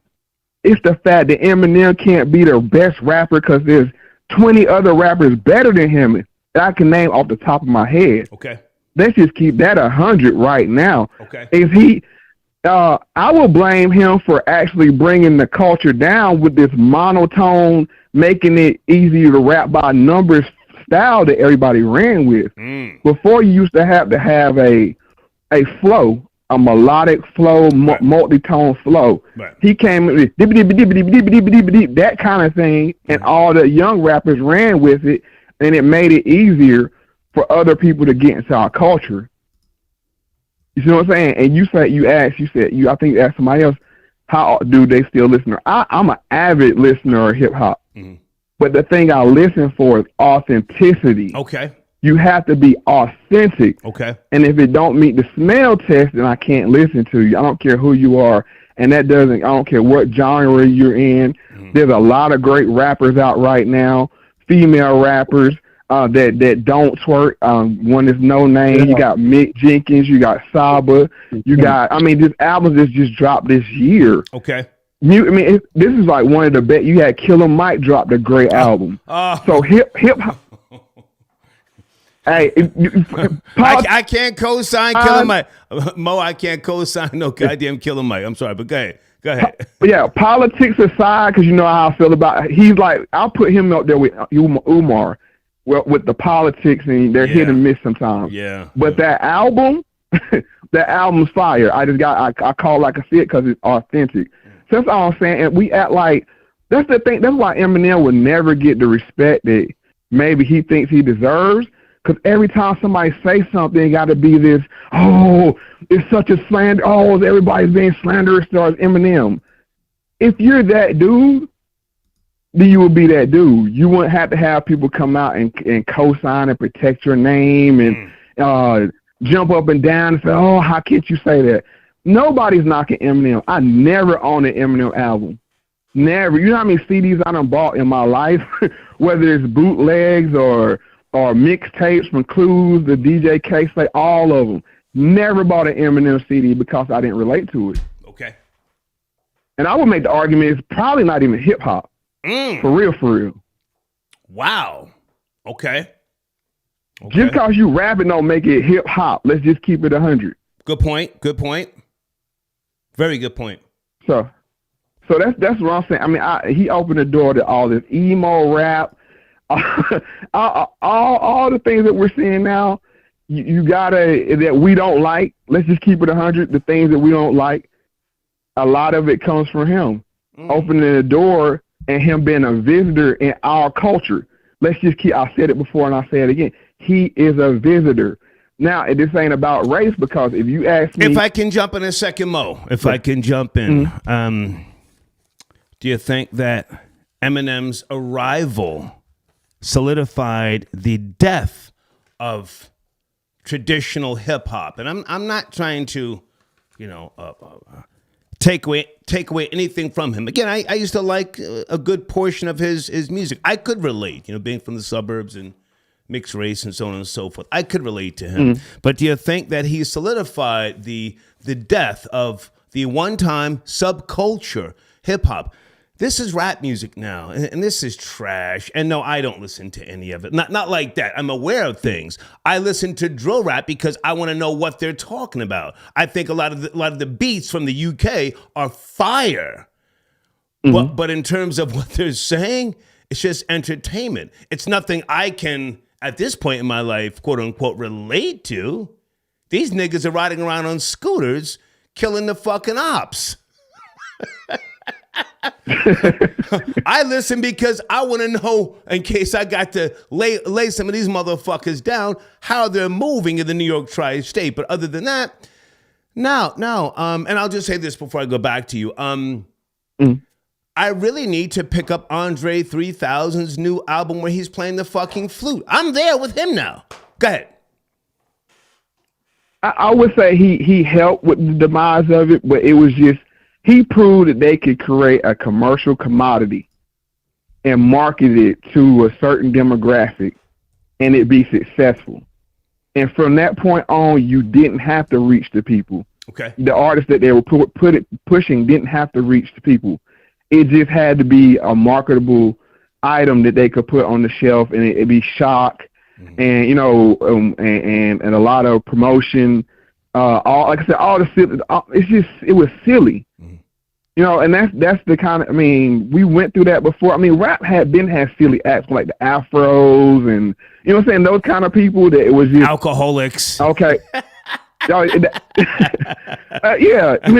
kind of people. But like what we listen to, and even to this day, the Griselda, the whole Griselda crew, Conway, Benny the Butcher, West Side. I like them. I actually think that they are the last of the quote unquote lyricists, the Griselda team. I think they are the last of the lyricists coming out of the New York, even though it's Buffalo, Buffalo, that's New York. I think they are the last of the last. Them I can respect. And when I went on Hot 97 back in last December with Funk Master Flex, I was asking him on his show. I said, "Well, why aren't you playing the Griselda team, man?" I mean, but that station's somewhere else, respectfully. But I think they are the last great lyricist of even in today's rap, genre. Go ahead. Right, and the criteria is very simple. Does it make my head nod? Do you say something I feel is authentic, the way you paint the picture? And do you say it in a way I haven't heard before? That's what we're looking for. That's it. And if you don't check those boxes, you ain't hip-hop. I'm sorry. And that's the thing. And Umar, I don't think he understands. Eminem was the golden boy. You can't say anything about him. Umar needs to be careful. Seriously. Well, now hang on a second, Mo. But since you're bringing it back, the discussion. I know we've gone in a couple of different directions. Dr. Umar Johnson on the Joe Budden podcast. He said Eminem could never be the best in hip hop because it's a black culture. What do you think about what he said? When he's focused, and there's merit to what he said, in my opinion. I disagree with his reason. I agree with the fact that Eminem's not the best. I disagree with his reasoning because if you're the best at something, then you're the best. I don't care if you're a visitor or who else. Now you have to pay homage. That's just like if you go to India and you play an Indian instrument and you're the best, Now you got to show homage to the people that came before you, but you still can be the best. Now that's why I think, because if you think about it, if you ask me who are some of the best producers, I got to put Alchemist up there because, he actually meets the criteria. You see what I'm saying? If you ask me, actually, I hear you. Better than Eminem. I hear Mac Miller was better than Eminem. So it is not about I don't agree with that, but okay, I hear you. I don't agree with that. No, what I'm saying as far as music, because Mac Miller's music was authentic to him. I'm like, okay, yeah, that seems like something he would say. Or Action Bronson, that seems like something a guy look like that would say. It's authentic. Not to me and to my lifestyle, it's to him and their lifestyle. So I want to make that clear. So, but Umar, I think, Umar good for the culture. It's like, we got to stop kicking people out and saying, oh, we can't have this. Let everybody speak, and then we take away what what is beneficial and leave what is non-beneficial. That's how we start having this hive mind that we have. Open it up. Let everybody speak. If I can jump in for a second, even though I like some of his music, I don't think we will ever get past Action Bronson sounding like Ghostface Killah. I don't think we'll ever get past that. And that's where he came from, studied, evolved from. Ghostface Killah. I mean, and like you said with Eminem, they take it for somebody. Yeah. This is something that can't. Yeah. It's not natural to them. Yeah. I'm just gonna. It's the beat. That's not to say he's not talented. I'm not saying he's not talented, but I don't think I would ever listen to him and say, wow, he's so original and so unique. No. You always think about Ghostface Killah. Go ahead. And I agree with you. I totally agree with you. I'm just saying if I had to choose, and that's why I'm saying it's not about race, because if you keep it in the same race, there's other artists I would rather hear over Eminem that's from the same quote unquote race as him. So no, but that just go to show you that it's politics. You can't say anything about Eminem because Eminem's made a lot of people a lot of money. Yeah. And he's a legacy artist. Okay. And they got to protect that legacy. Okay. What's going on your channel, Mo Facts? What's the latest? Oh, I just premiered a new episode of the podcast. People go check it out. It was actually going on still now, but I had to tap in with the big homie. Was saying, holla at you. Thank you. But okay, I gotta ask you one question. Did you hear the story of the 15-year-old shooting his sister, the 14-year-old shooting his sister. Yeah, and then the 15-year-old, Yeah, but I tend not to talk about stories like that because of the nature of the, the crime and the age. Yeah, I don't want to get into that, though. I apologize. No, it's okay. But I'm just, just that's what we need to work on. And I think that what Umar's pushing can help with that. Now, I would say this one last thing with Umar, I'm going to wrap on this. Okay. Is that he has to be careful. Because when you start making waves, it's okay to talk certain ways on smaller platforms. Mm-hmm. But when you start going out there touching on the golden calf, or the goose that lays the golden egg, they will sit you down real quick. And I'm sure he has some liabilities in somewhere. So I would just warn that brother of that. Okay. Because they're trying to take hip hop from us. They're trying to take it. I won't let it happen, you know what I'm saying? And I hope, all the other FBA people, won't let it happen either. Okay. Great to talk to you, MoFax. Thank you, man. Thank you. All right, have a good one, Star. Yes, sir. Thank you. Okay. All right.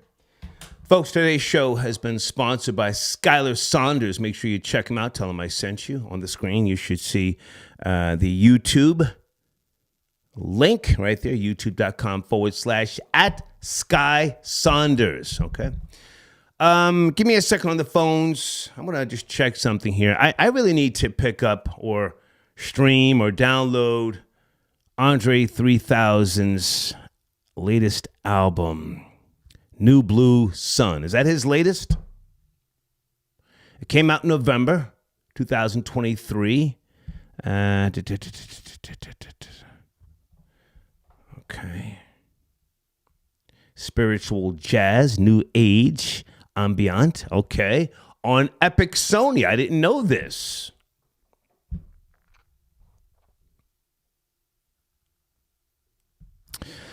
What was Look Ma No Hands? What was that?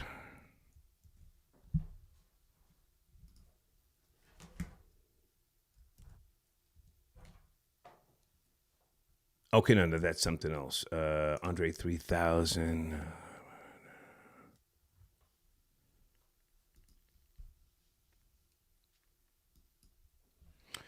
Someone, did I speak to this person already from 917? Calling in. A Barrio Life, I got your donation. I don't see you in the queue, or did we speak? Or is that the guy who tried to say that Hispanics created half of hip hop? Stop the cap. Stop the cap. Star was born in 64. I was there. I was there, goddamn. Dominic, I got your donation. Little Tyshawn. Oh, yeah. Just. I'm going to try. Anybody want to call in? What will you stop doing in 2024? Okay. King Walker got your donation. Star, all 2024, we hanging up on Mammy's. Okay. Yo, it's gotten so bad, I don't even give them a chance. As soon as I hear, hi, my name is Mikecia, click. I can't do it. Especially if it's early in the morning and I'm sipping my coffee. It's like I can't start the day, with tension from a mammy. I'll deal with you when I'm out and about, when I go through the Burger King drive-thru and I get my Whopper Jr. with cheese, no onions, and no tomatoes. I'll deal with you then, but not first thing in the fucking morning. Houston, where are you? Houston, what is your area code? Is it 713? Houston, is that you? Can you sit tight? Sit tight, Houston. It might be my nigga, sit tight. Be right there. Sit tight.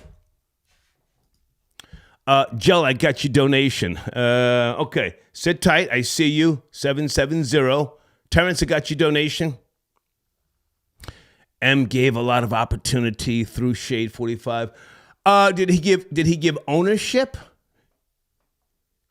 You see, he's supposed to give opportunity. Did he give ownership? You know? You see, part of me can be on some real grimy hood shit at times. And I can say, well, yeah, I like what you got, you know. I want the same one. I want yours. If I had to. The check-in report, I got your donation. The check-in report says, Star, that caller was smoking boulders. You never submit to a mammy. When they smell weakness, they apply pressure, especially towards black men. Facts! That's a fact, yeah. I don't want to get too, graphic tonight, but over the decades, I've had to defend myself. You know? I can do the verbal jousting with Mammy because, I already expect them off the rip to not feel me. Again, they don't have to just be dark skinned, they can be a high yellow. Especially in the mornings when I'm, out and about and I'm very like upbeat in the mornings. I'm like, hey, good morning, how's it going? They hate that. They hate that because more than likely, Mammy has come from some type of dysfunctional fucking household. Her mouth is poked out. She don't want to be wherever she is. And here you come. Hey! Can I get a black coffee? 1 cream, no sugar. Harrison Potter got your donation in 2024. I'm going to stop smoking weed and beating my... Okay, thank you so much. Houston was cracking, big nigga. Wednesday evening. Houston, nigga, you got the question, my nigga. Hey, let me hold $5, nigga. Let me hold $5. Let's go. Nigga. Let's go. I'm sounding like your kid phone. What's happening, Houston? Let me hold something. Let's get to it. Dog, what I want for 2024 is a high yellow, goddamn another Mexican. No, I don't even want a Mexican. I want a real Mexican. I want a Spanish from Spain. Then a white woman. Fuck a mammy, nigga. That's my Christmas list for goddamn 2024, nigga. And the reason why is, if you get a high yellow, you don't gonna have to fight this bitch, but she got some good. You know what I'm talking about? Then you get with the one in the middle that's not really black, but you still trying to stick to the code. That's when you get the Mexican. God damn it, you fuck her. And then you move on to the white. Houston, I need you to watch the F-Bomb tonight. Watch the F-Bomb tonight, okay? Okay. My bad. Then you knock her down. Okay. Then the white woman gonna appreciate you because she's gonna understand the black struggle. Let me jump in here and let's go back for a second. Houston, have you ever dated a Spanish girl from Spain? Not Hispanic. I'm not talking about no Puerto Rican. I'm not talking about no Colombian. I ain't talking about no Cuban. Yes, I have. Yeah? Yes, I have. And our kinfolk hated me. Very different. Very racist, too. Yeah, it's very different. They don't like Mexicans. Yeah. Come on. That's something I noticed about them. They don't like Mexicans. Spanish women don't like Mexicans. And they can't stand Puerto Ricans. Do you know that? People from Spain. Yeah, they don't Spain. Go ahead, because I'm about to get with you with that one. The Puerto Ricans, the niggers of the Mexicans. Yeah. Like, they don't, I had to learn that the hard way, hanging around these different women. They've got so much history in Spain. It's almost like we're beneath them. Hey, yeah. Yeah. And then her name has to be almost. Don't say her name. You have to have. No. You have to have something that they want. Otherwise, even having a conversation is tough if they are literally from Spain. Okay, you were saying, go ahead. Yeah, and then when you have a conversation with a Spain chick, her skin color is different. Her texture of her skin is different from Mexican. Yeah. I noticed that too. I remember her. She was evil than a motherfucker. Yeah. like she was Houston, you're using the F-bomb. I got to go, man. Houston, got to go, man. Great to talk to you. Oh, okay. My bad. That's my nigga right there. Yeah, I can't do too many of the F-bombs tonight. That's my guy, though. Hold on, folks. I think I want to take a break and continue the conversation. Hold on. Let me make sure I get 770 in there. You've been on hold. I appreciate your patience. Gel, you there. 770 on a Wednesday. Good evening, Star. Do not give them mammies a damn inch. Let's go. There's an epidemic going on out there right now, and they are causing chaos. And they're not held accountable the least bit. They've done more damage to the black community than any other group of people. I would almost call them the right arm of white supremacy because there's no accountability. I mean, you go up to these women, aggression out the gate. And if you fall back or show any weakness, as you read from the other caller there, they're coming at you. So you have to stand your ground. And also, if you have a chance to whether it's file charge or whatever it may be, do that because they are unchecked. They do not see any repercussions or consequences. And if you see it now, these videos out, women are fighting in the streets. I've never seen that stuff before. Over the last couple of years, fighting because they don't care. There's no repercussions. Yeah. And then you look at the color purple coming back out for what? Oh, sir. Because they have to indoctrinate another group of mammies. I'm gonna see it. It's all tied in together. I'm gonna watch it. Have you seen it? The new color purple? No, I wouldn't see that for nothing. I'm good. I mean, Steven Spielberg did it. He wouldn't do it for his people. He did Schindler's List, but he did color purple for us. Right. Playing with that. Right. And in regards to Dr. Umar, I stand with him on that. Okay. Because it's not about music, man. It's about economics. We have had our art forms taken from us since the beginning of time. And we're so used to it, we just give it away now. Okay. And we will actually fight for them. You think Eminem cares? He don't care. He's a rich man. Yeah. They talk about he put people on. Who was he going to put on? Other white artists? There's only so many of them. I mean, those people. I think a couple of those guys from D12 were like starving. I think it's starving, aren't they? I mean, it is what it is. And they actually had skills. Hang on a second. I prefer D12 over Slaughterhouse. Eminem has skills. Yeah. But it's about economics. You have to gatekeep. Right. Other groups don't allow other people to come in. You'd never see a black man, Jim Kelly, in a kung fu movie win a fight.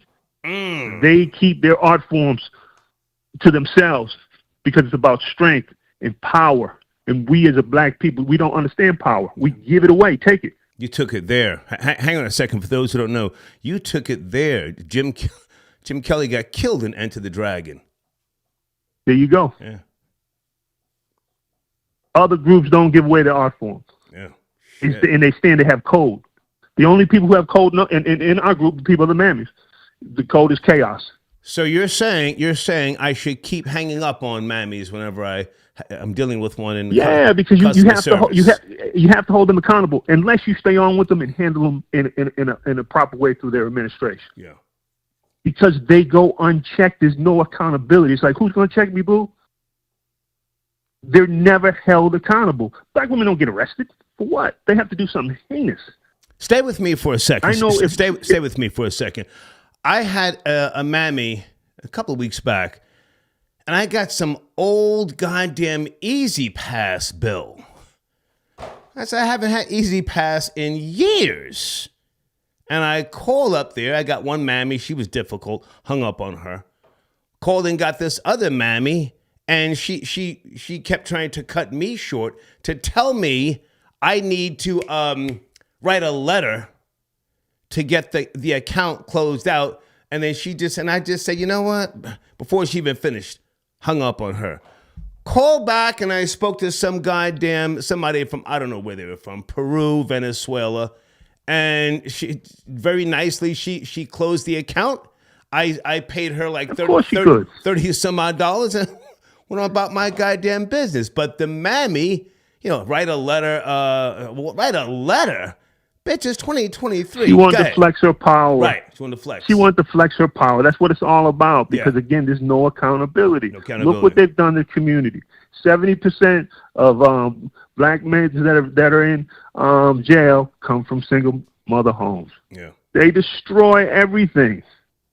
Total chaos. Like I said, the right arm of white supremacy. Okay. I appreciate the call, man. Thank you for your patience. Thank you. Thank you, sir. Yes, sir. What do you think? Star Report back in the building. Okay, it's Wednesday evening. We're having a discussion here about Dr. Umar Johnson sending shots to Vanessa Bryant, Kobe Bryant's wife, and Eminem on the Joe Budden podcast, if you would care to chime in, all right? He said some things, and regardless of your feelings towards Dr. Umar Johnson, sometimes, when a person gets in their zone, and I think he was in his zone, he was really affecting a lot of people with his words. So if you saw it, call in. I would like to hear what you think, all right? Also, Showrunner here, one of my sponsors, a brand new sponsor. I'm asking you to please go to his channel, check out some of his content. I was trying to get him to call in this evening, but he couldn't make it, okay? Oh, okay, here's someone I do want to bring in.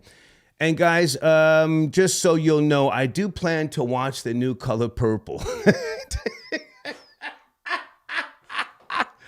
I didn't want to see it at first. However, something as, silly as Fantasia, who I do like as a singer, never met her, I like the fact that she has been curving Taraji P. Henson. Are you guys up to speed in the live chat? Taraji P. Henson was trying to hang out with Fantasia during the filming of the new Color Purple musical. And Fantasia kept saying, no, I got to go home, take care of my dog. But in reality, she didn't have a dog. She admitted this on the Jennifer Hudson show.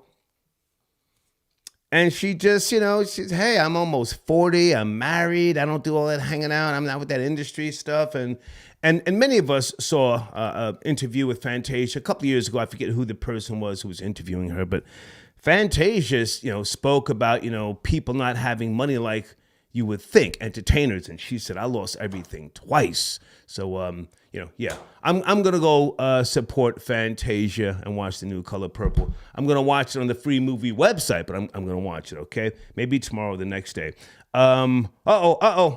Folks, I have very few friends, but this is one of them. His name is Gene Richmond, a.k.a. Number 9. Good evening, sir. How are you?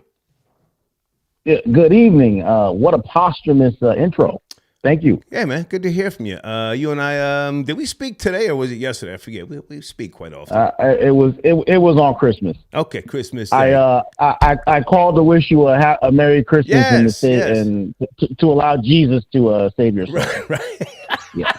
Right. And I appreciate the call from you because we talked throughout the years. So your call was very welcomed. Where do you want to start, man? Umar Johnson was on the Joe Budden podcast, or we're talking about a few other things.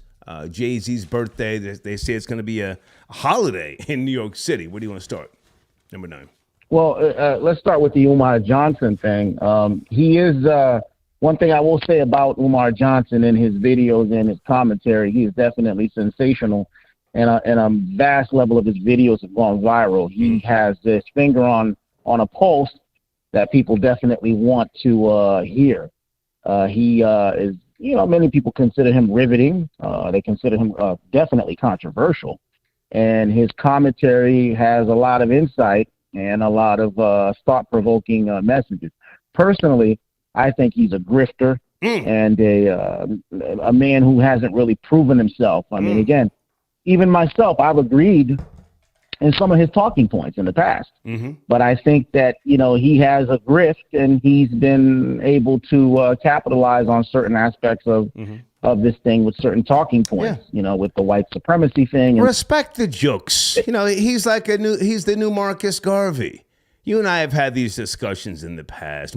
Marcus Garvey was not a fucking sailor. He brought 2 big-ass boats to take people back to Africa. Marcus Garvey never set foot on African soil. Umar is the same, cut from the same cloth. Go ahead. Yeah, I definitely would agree with you on that one. But at least Marcus Garvey didn't hide his appreciation for Hitler. He actually referred to him as a great man. But easy. I'll get you out of here. This is we know your Zionist influence, but yes, he did actually make that reference. But back to Umar Johnson, again, very, very sensational.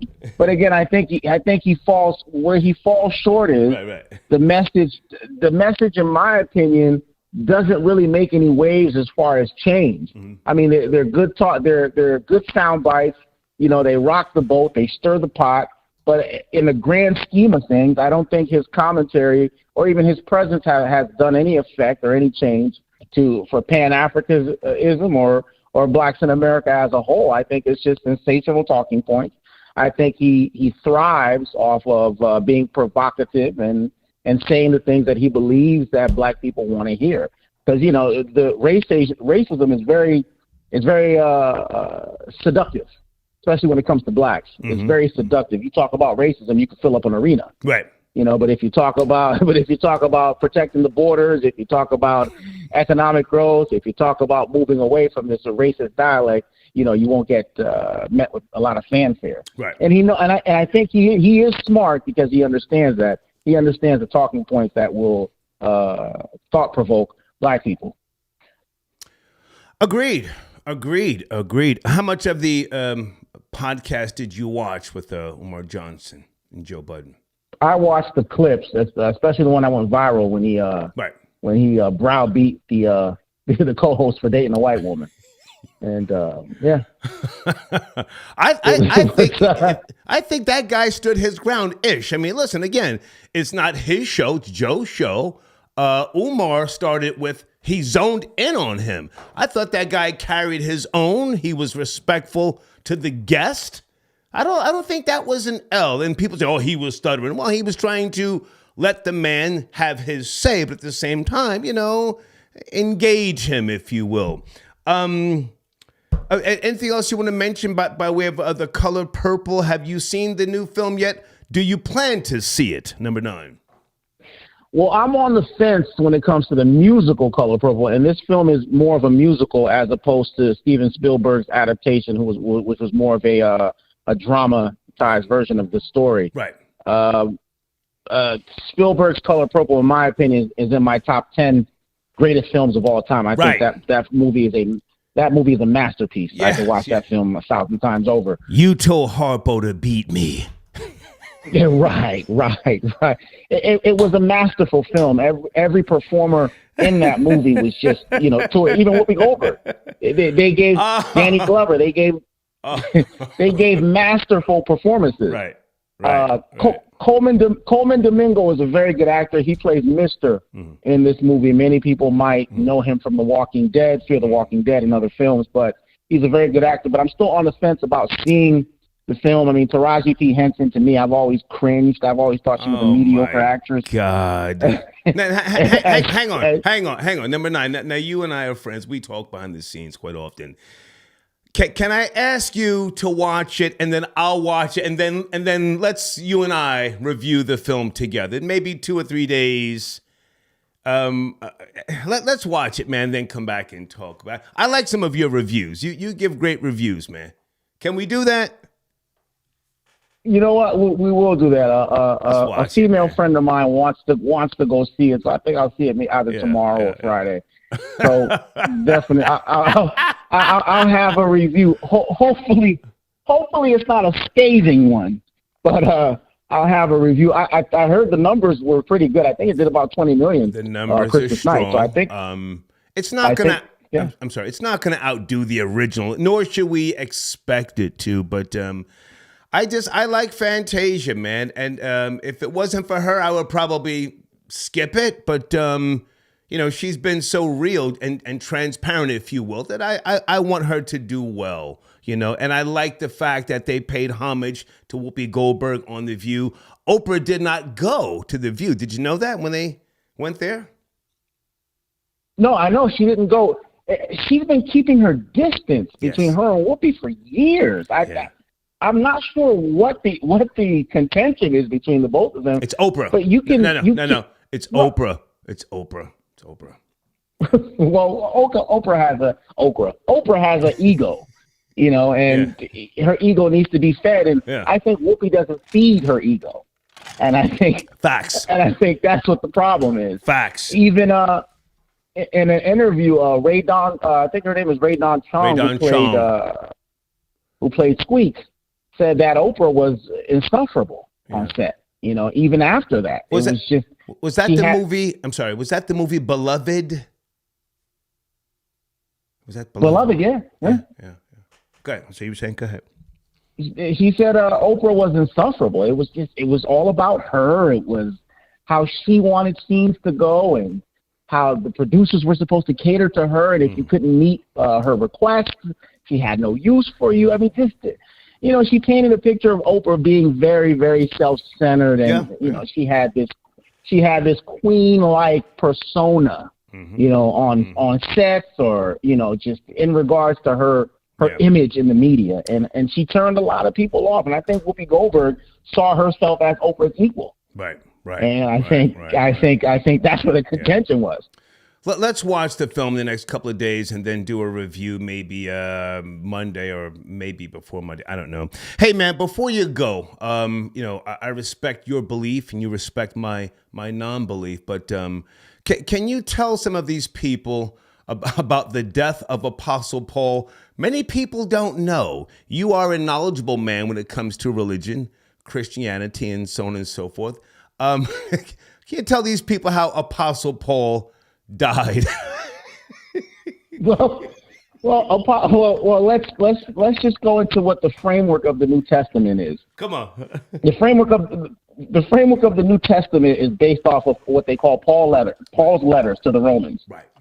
Then you have Galatians, you have letters to the Ephesians and the Colossians, but Paul's letters primarily to the Romans basically chronicled Jesus's death and resurrection. Right. And Paul himself was a Jewish Pharisee who actually persecuted Christians. A lot of people, that's usually left out. I mean, they talk to him. They talk about him as a devoted disciple. He never met Christ, and he persecuted Christians for such a long time until he had that religious conversion on the road to Damascus. But as Paul would return into Bethlehem to bring the good news to Cephas, or we would learn later, we know as Peter, Paul would be not only captured but flogged and beheaded. Stop. Say it again. Flogged. He was flogged. And then beheaded. And then beheaded. Yeah. For those who don't know. I'm not laughing at Correct. Apostle Paul, but just these important facts, about Christianity and its place in history. Many people don't even care to take notice of. Anyway, hey man, I appreciate your calling as always. Maybe we'll catch up tomorrow. Anything else you want to say before you go? Number 9. You can catch me on Instagram primarily at real number 9. That's numerical number 9. That's on Instagram. That's on X, formerly known as Twitter. And that's where you can find me. You still have an account? I know they just got rid of Sean King. You still have an Instagram account? Yes, I still have an Instagram account with all the Zionist anti-Zionist propaganda that I still still have an Instagram. Easy. Yeah. With the mass genocide that's going on by the Zionists on those. Okay, thank you, number 9. Great to talk to you. Thank you, man. Okay, Let's get him out of here. Whew. I'll edit that part out. Wait a second. Oh, I got to talk to my main nigga on the trigger. The man who told me Ja Morant is back on the block. That's what you said earlier, right? When we spoke, Florida Boy J. Hey, man, Ja Morant on the block with the Glocks and the bazooka, firing on niggas for the go-ahead dunk to win the game. We ain't learned a goddamn thing. The bag is back. Right. The season is up. We up, niggas. They over there. We hitting all the moves. You can't stop the young niggas, man. I'm sorry, dog. Right. You thought Adam Silver was going to sit a nigga down for 25 games, John Morant was gonna come in the tunnel with a suit on with the Quran, talking about master this, Matt. Nah, nigga, we dunking on niggas' heads and upping his stick on the fans, cause that's how we getting down. Salute to John Morant, reminding these niggas we gotta restore the culture in the black community. Man. Now, hang on a second. Didn't I see his father on the sideline? Who was that dancing? Was that John Morant's father? Man, yeah. His dad hitting the hucklebuck. You know, hit the boogaloo. Right. Turn it up. Hey, nigga, my son got a $quarter bill, nigga. What we posting up me mugging for, nigga? Right. We got the bag now. What are we talking about, son? Niggas got the bag. We got the shoot selling out. Something back in the league. Go ahead, hit your hucklebuck real quick at halftime. Ain't nothing wrong with it, man. T. Morant, salute to T. Morant, that nigga daddy. Yeah. Setting a bad influence in the president for generations to come. Yeah. Hey, man, also, the Detroit Pistons, 27 games straight lost? Educate me, please. What's going on, man? My God. Okay, first of all, I want to preface this by saying that this isn't something that the Detroit Pistons just fell off the face of the earth. Okay. The Detroit Pistons, to be completely honest, have been utterly trashed since the 2009 season when they traded Chauncey Billups for a washed-up Allen Iverson. Right. And they went to 6 straight Eastern Conference Finals, but now, fast-forwarding, they are 2-28, 27-game losing streak. They had the dude, I want to say Darton from Purdue, who was one of the best players in the draft. They had Cade Cunningham, who was number 1 overall pick. Okay. They got Wiseman, who was a top 3 pick from the Warriors, who was a bust.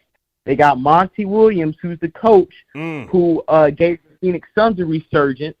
And with all these promising prospects and fundamental coaches, we have only 2 wins and 28 losses in 30 games.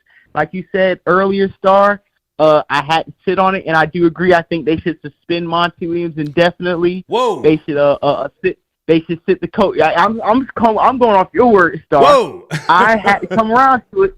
It's time to sit the coach down, Star. It's time to sit Nick down. Whoa! It's time to hit the GM with fraud charges. I mean, sorry, this isn't back in the day when we had. Hold on. Don't follow my lead because I look to you to educate me, folks. I'm talking to Florida Boy Jay.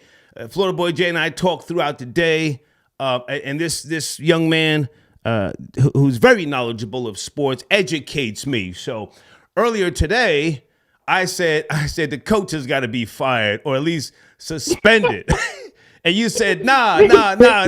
What happened to the point where you're now saying he needs to be sat down, please, because I don't know the details like you. What happened? What happened was I sat back and I started thinking about Adrian Dantley. Okay. I started thinking about Joe Dumars.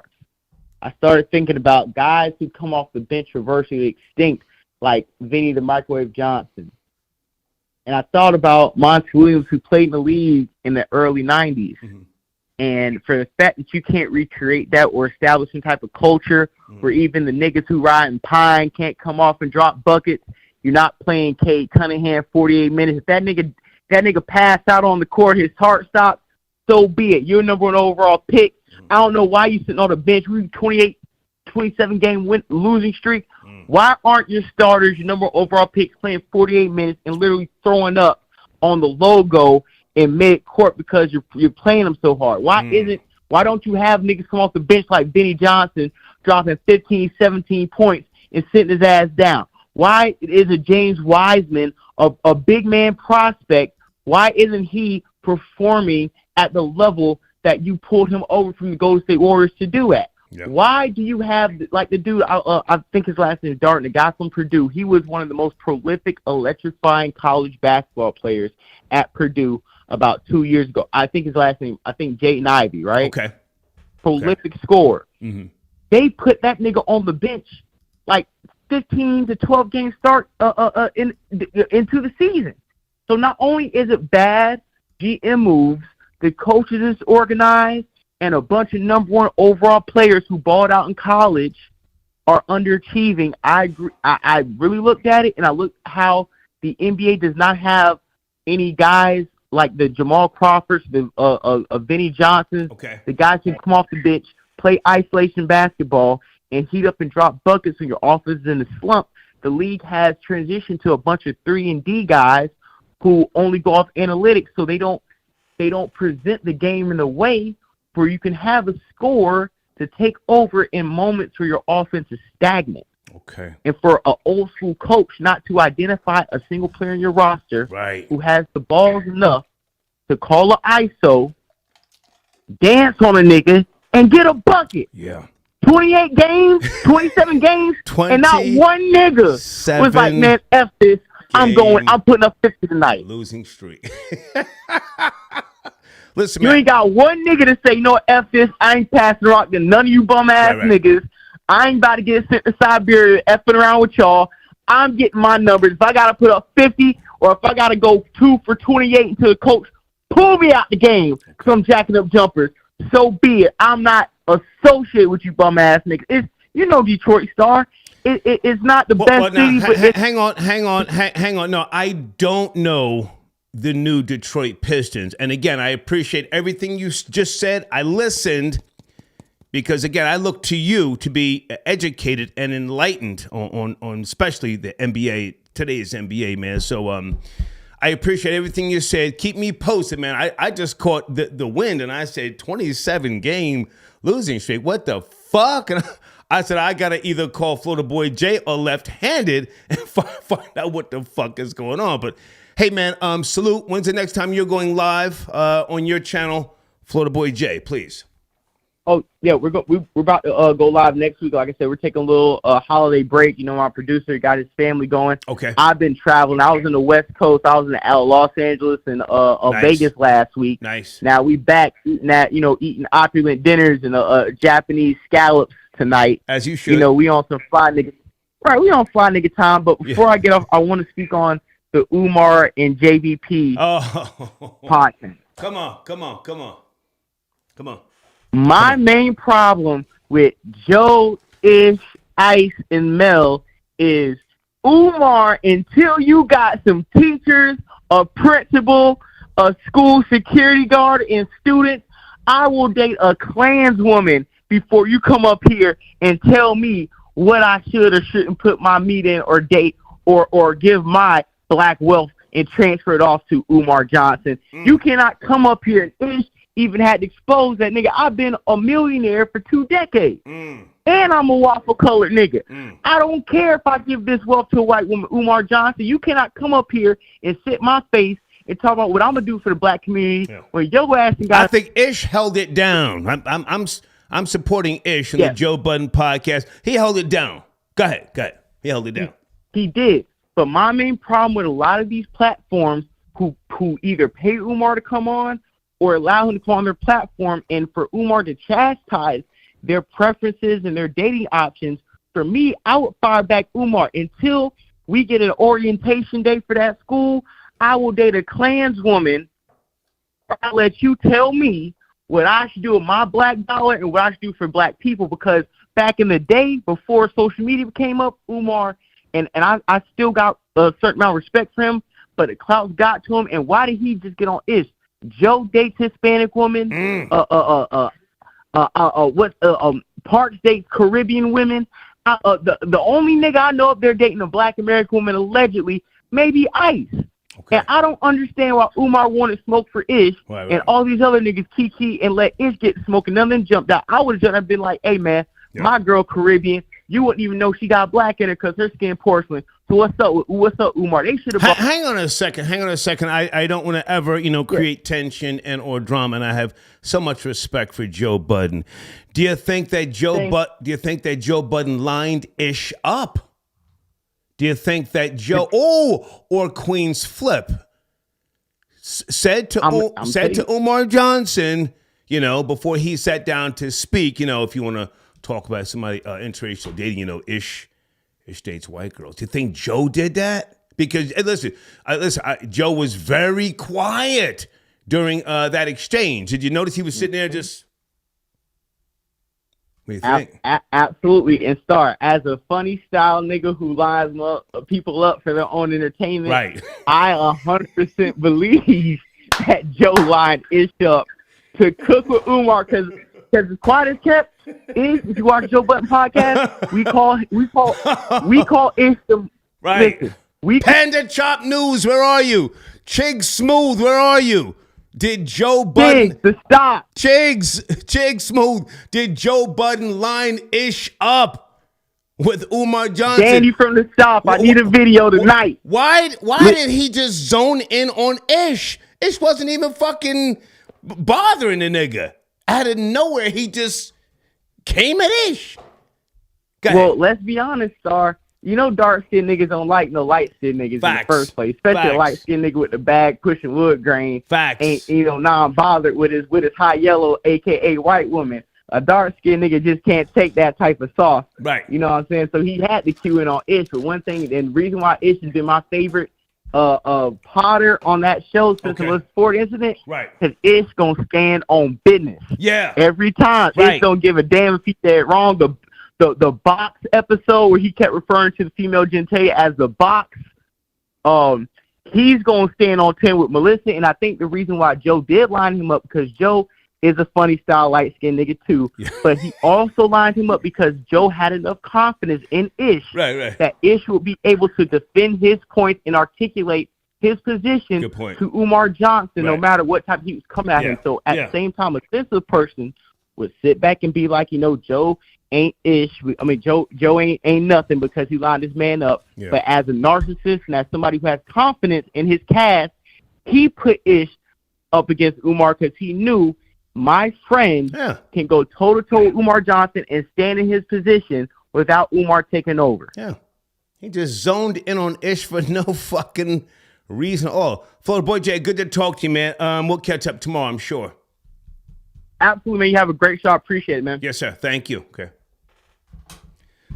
Florida Boy Jay. Folks, if you're new to the show, Florida Boy Jay is not a sponsor. He's just a young guy who, he's a boss doing the damn thing. He used to send donations into this show. And I said, well, hey, man, why don't we just talk from time to time, hold off on the donations, just let's, talk throughout the day, educate me. And he does. So I can call him left-handed about sports.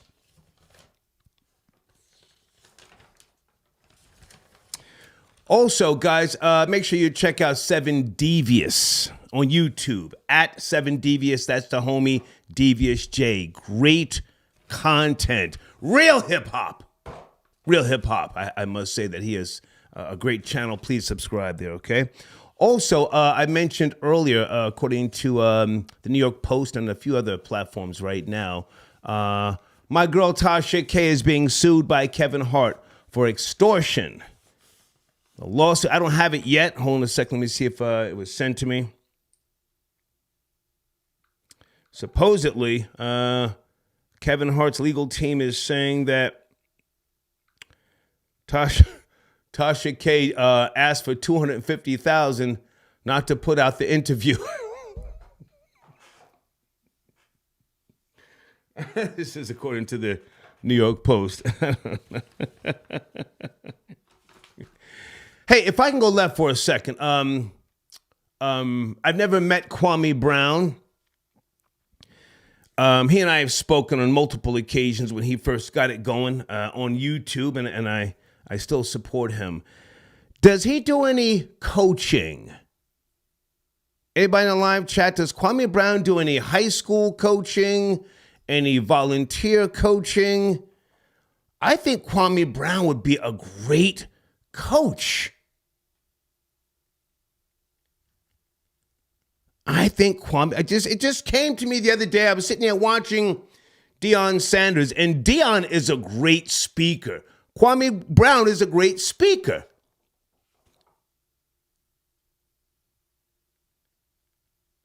If anybody, if you are a subscriber or you follow Kwame Brown, just say, hey, man, Star suggested, or he's probably already considered it, being a coach. I think Kwame Brown would be a great coach. We're looking at a lot of, people that played sports getting into the world of coaching. Those are the ones that I respect, especially when they have an understanding of the mechanics and the fundamentals of the sport, such as Deion Sanders. And I just said, hey, man, I think Kwame Brown would be a great coach, Tell him I said so. Hit him with a timestamp, Jesse, I got your donation. Thank you for tapping in. Jesse says, stop feeding into the bullshit. Now, which bullshit might that be, Jesse? It's all bullshit. Okay, here's my alleged son, Vatty. He's doing great, by the way. He says, Pops, Mo Fax was speaking facts. Have you ever heard anyone say, put on that new Eminem album at a cookout? Never. Well, okay. Well, what cookout are you talking about, Vatty? You're half Puerto Rican. This is my alleged son. He's doing great in life. He collects classic cars like I do. What cookout?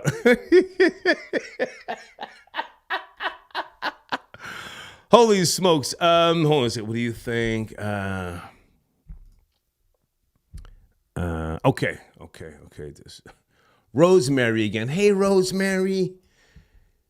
Okay, yes, Rosemary. I remember you and I doing coke. Okay, and what are you trying to expose me? Yes. Yes. I remember you we went into your sister's. Well, we went into your apartment, and you went into your sister's room when she was sleeping. You brought out her fucking her piggy bank. You got a coat hanger and you pulled the fucking bills out of her bank. I think we got like, what was it, $60? And then you put her fucking piggy bank back. And then you and I went up to 168th Street. Was it 168th Street? What was the name of that fucking bar? I think it was Dante's. Anybody from Uptown Harlem? Yeah, we went to Dante's and we brought some coke. Yes. What are you exposing me? I tell on myself. That was back in the days. Anybody remember Dante's? Hang on a second.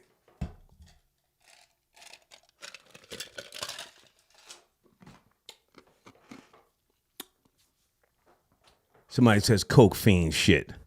Facts. That was an old bar. Anyway, thank you, Rosemary, for the donation.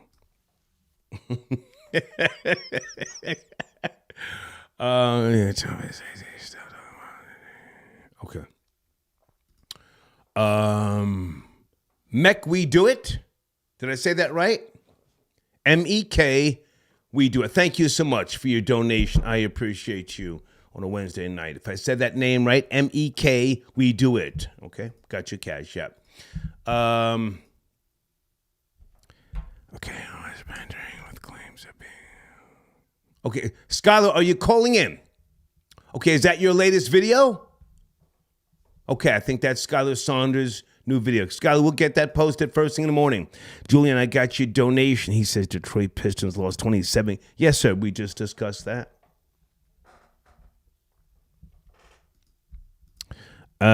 Luke Caney, for 2024, I'm going to try to stop smashing mammies. No, you're not. Hey, is that the homie? Real talk, what you said about D12 starving a few years ago, the rapper Bizarre was selling his verses on Craigslist, no capping. Bizarre had bars, man. Hold on a second. DJ Tiger, good to hear from you, man. FullBlastRadio.com. Oh, man. He just sent me a link to Hip Hop DX, pardon me. D12's Bizarre posted an ad allegedly on Craigslist.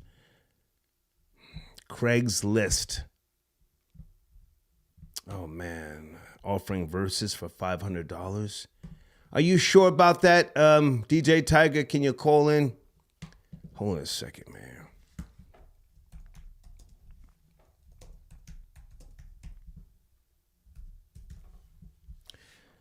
Czar had bars, man. People say, yo, Eminem gave opportunities. Hold on a second.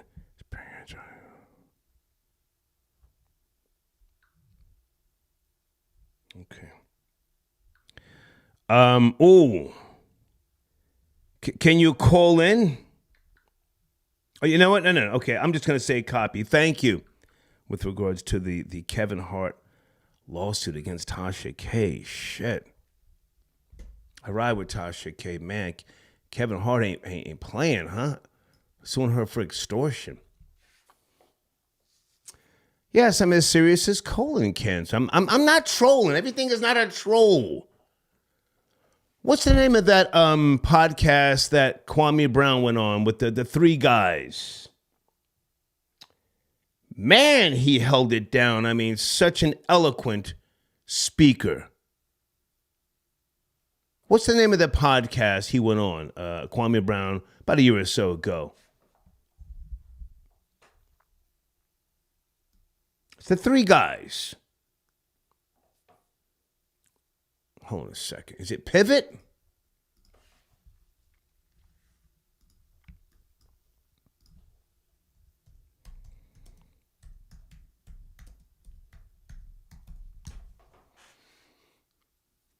Yep, there it is. The Pivot Podcast, 11 months ago. Kwame Brown, he nailed that interview, man. And there's other things as well, but I mean, like, I think he would be a great coach. I really do. Hold on, guys.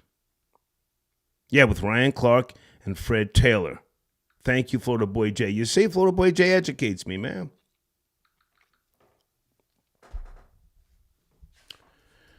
Okay. Coming back to the phone lines. Give me a second, guys. I want to make sure I'm promoting my sponsors. Okay. Hold on. Maybe we'll do the show about, what will you stop doing at another point in time. Nobody seems to care. Okay. A few more calls here. Let me do area code. You've been on hold for a while. Area code 539. Good evening. Are you there? We're talking about Dr. Umar Johnson. We're on the Joe Budden podcast. Are you up to speed? Godfather Cloud, what's happening, man? Yes, sir. How are you, sir? It's cracking. What's happening, man? Now, oh boy, Mo Facts, you know what I'm saying? He just, and a few more of your other callers, man, they really hit it on the head. Okay. You know what I mean? About the Eminem, topic that was discussed amongst Umar and all them. Mm-hmm. And to M's credit, before I even say how I feel about it. Okay. From the FBA lineage perspective, man, you know what I'm saying? He did, to a certain degree, at least the optics of it, appear to pay his rap reparations. You know what I'm saying? When he first got in by putting D12 and them on and all that shit, signing 50 and all that. You know what I'm saying? And this some lost footage, man, but I can remember early 2000s at a Source Award.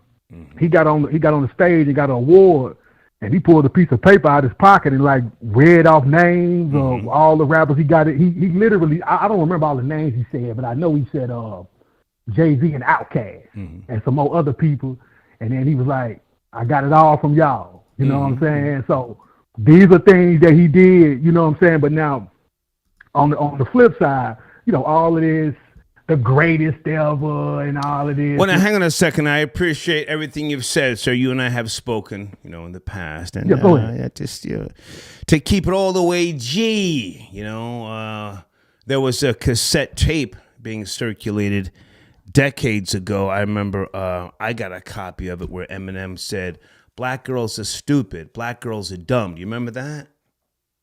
Hey, I didn't want to bring it up on the show, but he did more than that, to be honest. Yeah. Hey, he called black people moon crickets. I ain't even never heard of that. Woo! Go ahead. Now you see that was that was before he put on D12 and 50 Cent, and a host of others, So he tried niggas. He tried them. He tried him. You know? Yeah. That's what I'm saying. I mean, like, so everything, you know, hang on. So everything that you just mentioned, he could have done all that to try and, like, you know, shield himself from the bullshit. Absolutely. You know, come on. Absolutely. No. See, I just didn't want to. I didn't know if you want to take that in, you know, the conversation in that direction. You know what I'm saying? When Benzino came out and did what he did, you know, I could have brought all that up. So I just went on, skip past that, and went on, you know, gave him his props. But like I say, Benzino, aka Ray Dog, who sold me 3 guns back in 1990. Go ahead. Yeah. Shout out to Zeno, man. Well, we don't do shout outs, but shout out, my bad. Right. My bad. No, my bad. That was just a reaction. You know what I'm saying? You know what I'm saying? But yeah, no, man. Like I say, man, all of this, you know, the greatest ever, and you know, calling out pioneers and all this kind of stuff. Nah, man. See that, and I don't. You know what? It might not even just be him as an individual. It could be the machine just wanting him to be the head guy of the black creative culture. You know what I'm saying? But that's why I have a problem, man. Like you're not. I mean, as far as when you look at the white artist, you know what I'm saying? You can compare him to the white artist. You know what I'm saying? But to a FBA creation, you can't just be the greatest. I mean, no, sir. You know, bringing up his name, you know, like who better, him or Rakim? How could you even mention that? Stop it. Like, you see what I'm saying? Things of that nature. So that's where he lose me at. You know what I'm saying? And all that. You know, but to his credit, you know, he had to pay his rap reparations because he probably didn't know that suspected white supremacist tape was gonna surface. You know, but it did. You know what I mean? So yeah, man, he tried it. I give him that, you know what I'm saying? But now all that old great talk, the greatest ever to do it, and knock all that. The rap god, no. Just knock it out, man. You an MC. You did just happen to be white. You know what I'm saying? Just take that and run with it. You sold out of records. You know what I mean? So take that and run with it. And real quick before I leave on this note, Star, man. Hey, you know. Mammies are dangerous, man. I wouldn't tell you to not be hanging up on mammies, man. Mammies are mean. Mammies have got me fired from jobs in the past. Sir, I've gotten 7 emails already from people saying, "Nigga, stand on business. We ain't giving no mammies no slack in 2024." So I'm gonna pull all that back. I'm gonna keep hanging up on them every time I get one on some type of fucking customer service doing some dumb shit. Swipe right. Fuck out of here. Yeah. Man, mammies are so foul. Like, you can walk up to them and they already be mad. Like, you know what I'm saying? Like, I could be somewhere cashing a check. It done been places I done cashing a check. They just stalling just to make me get an attitude with them. Right. You know, like they try to lure you into an argument. You know what I'm saying? Yeah. So hey, you know, man, hey, listen, man, I'm a FBA lineage, pro-black nigga to the fullest, but salute. But hey, mammies are dangerous, so I ain't mad at you for hanging up on their ass. I appreciate the call, man. Salute. Thank you so much. For sure, please. For sure. Okay.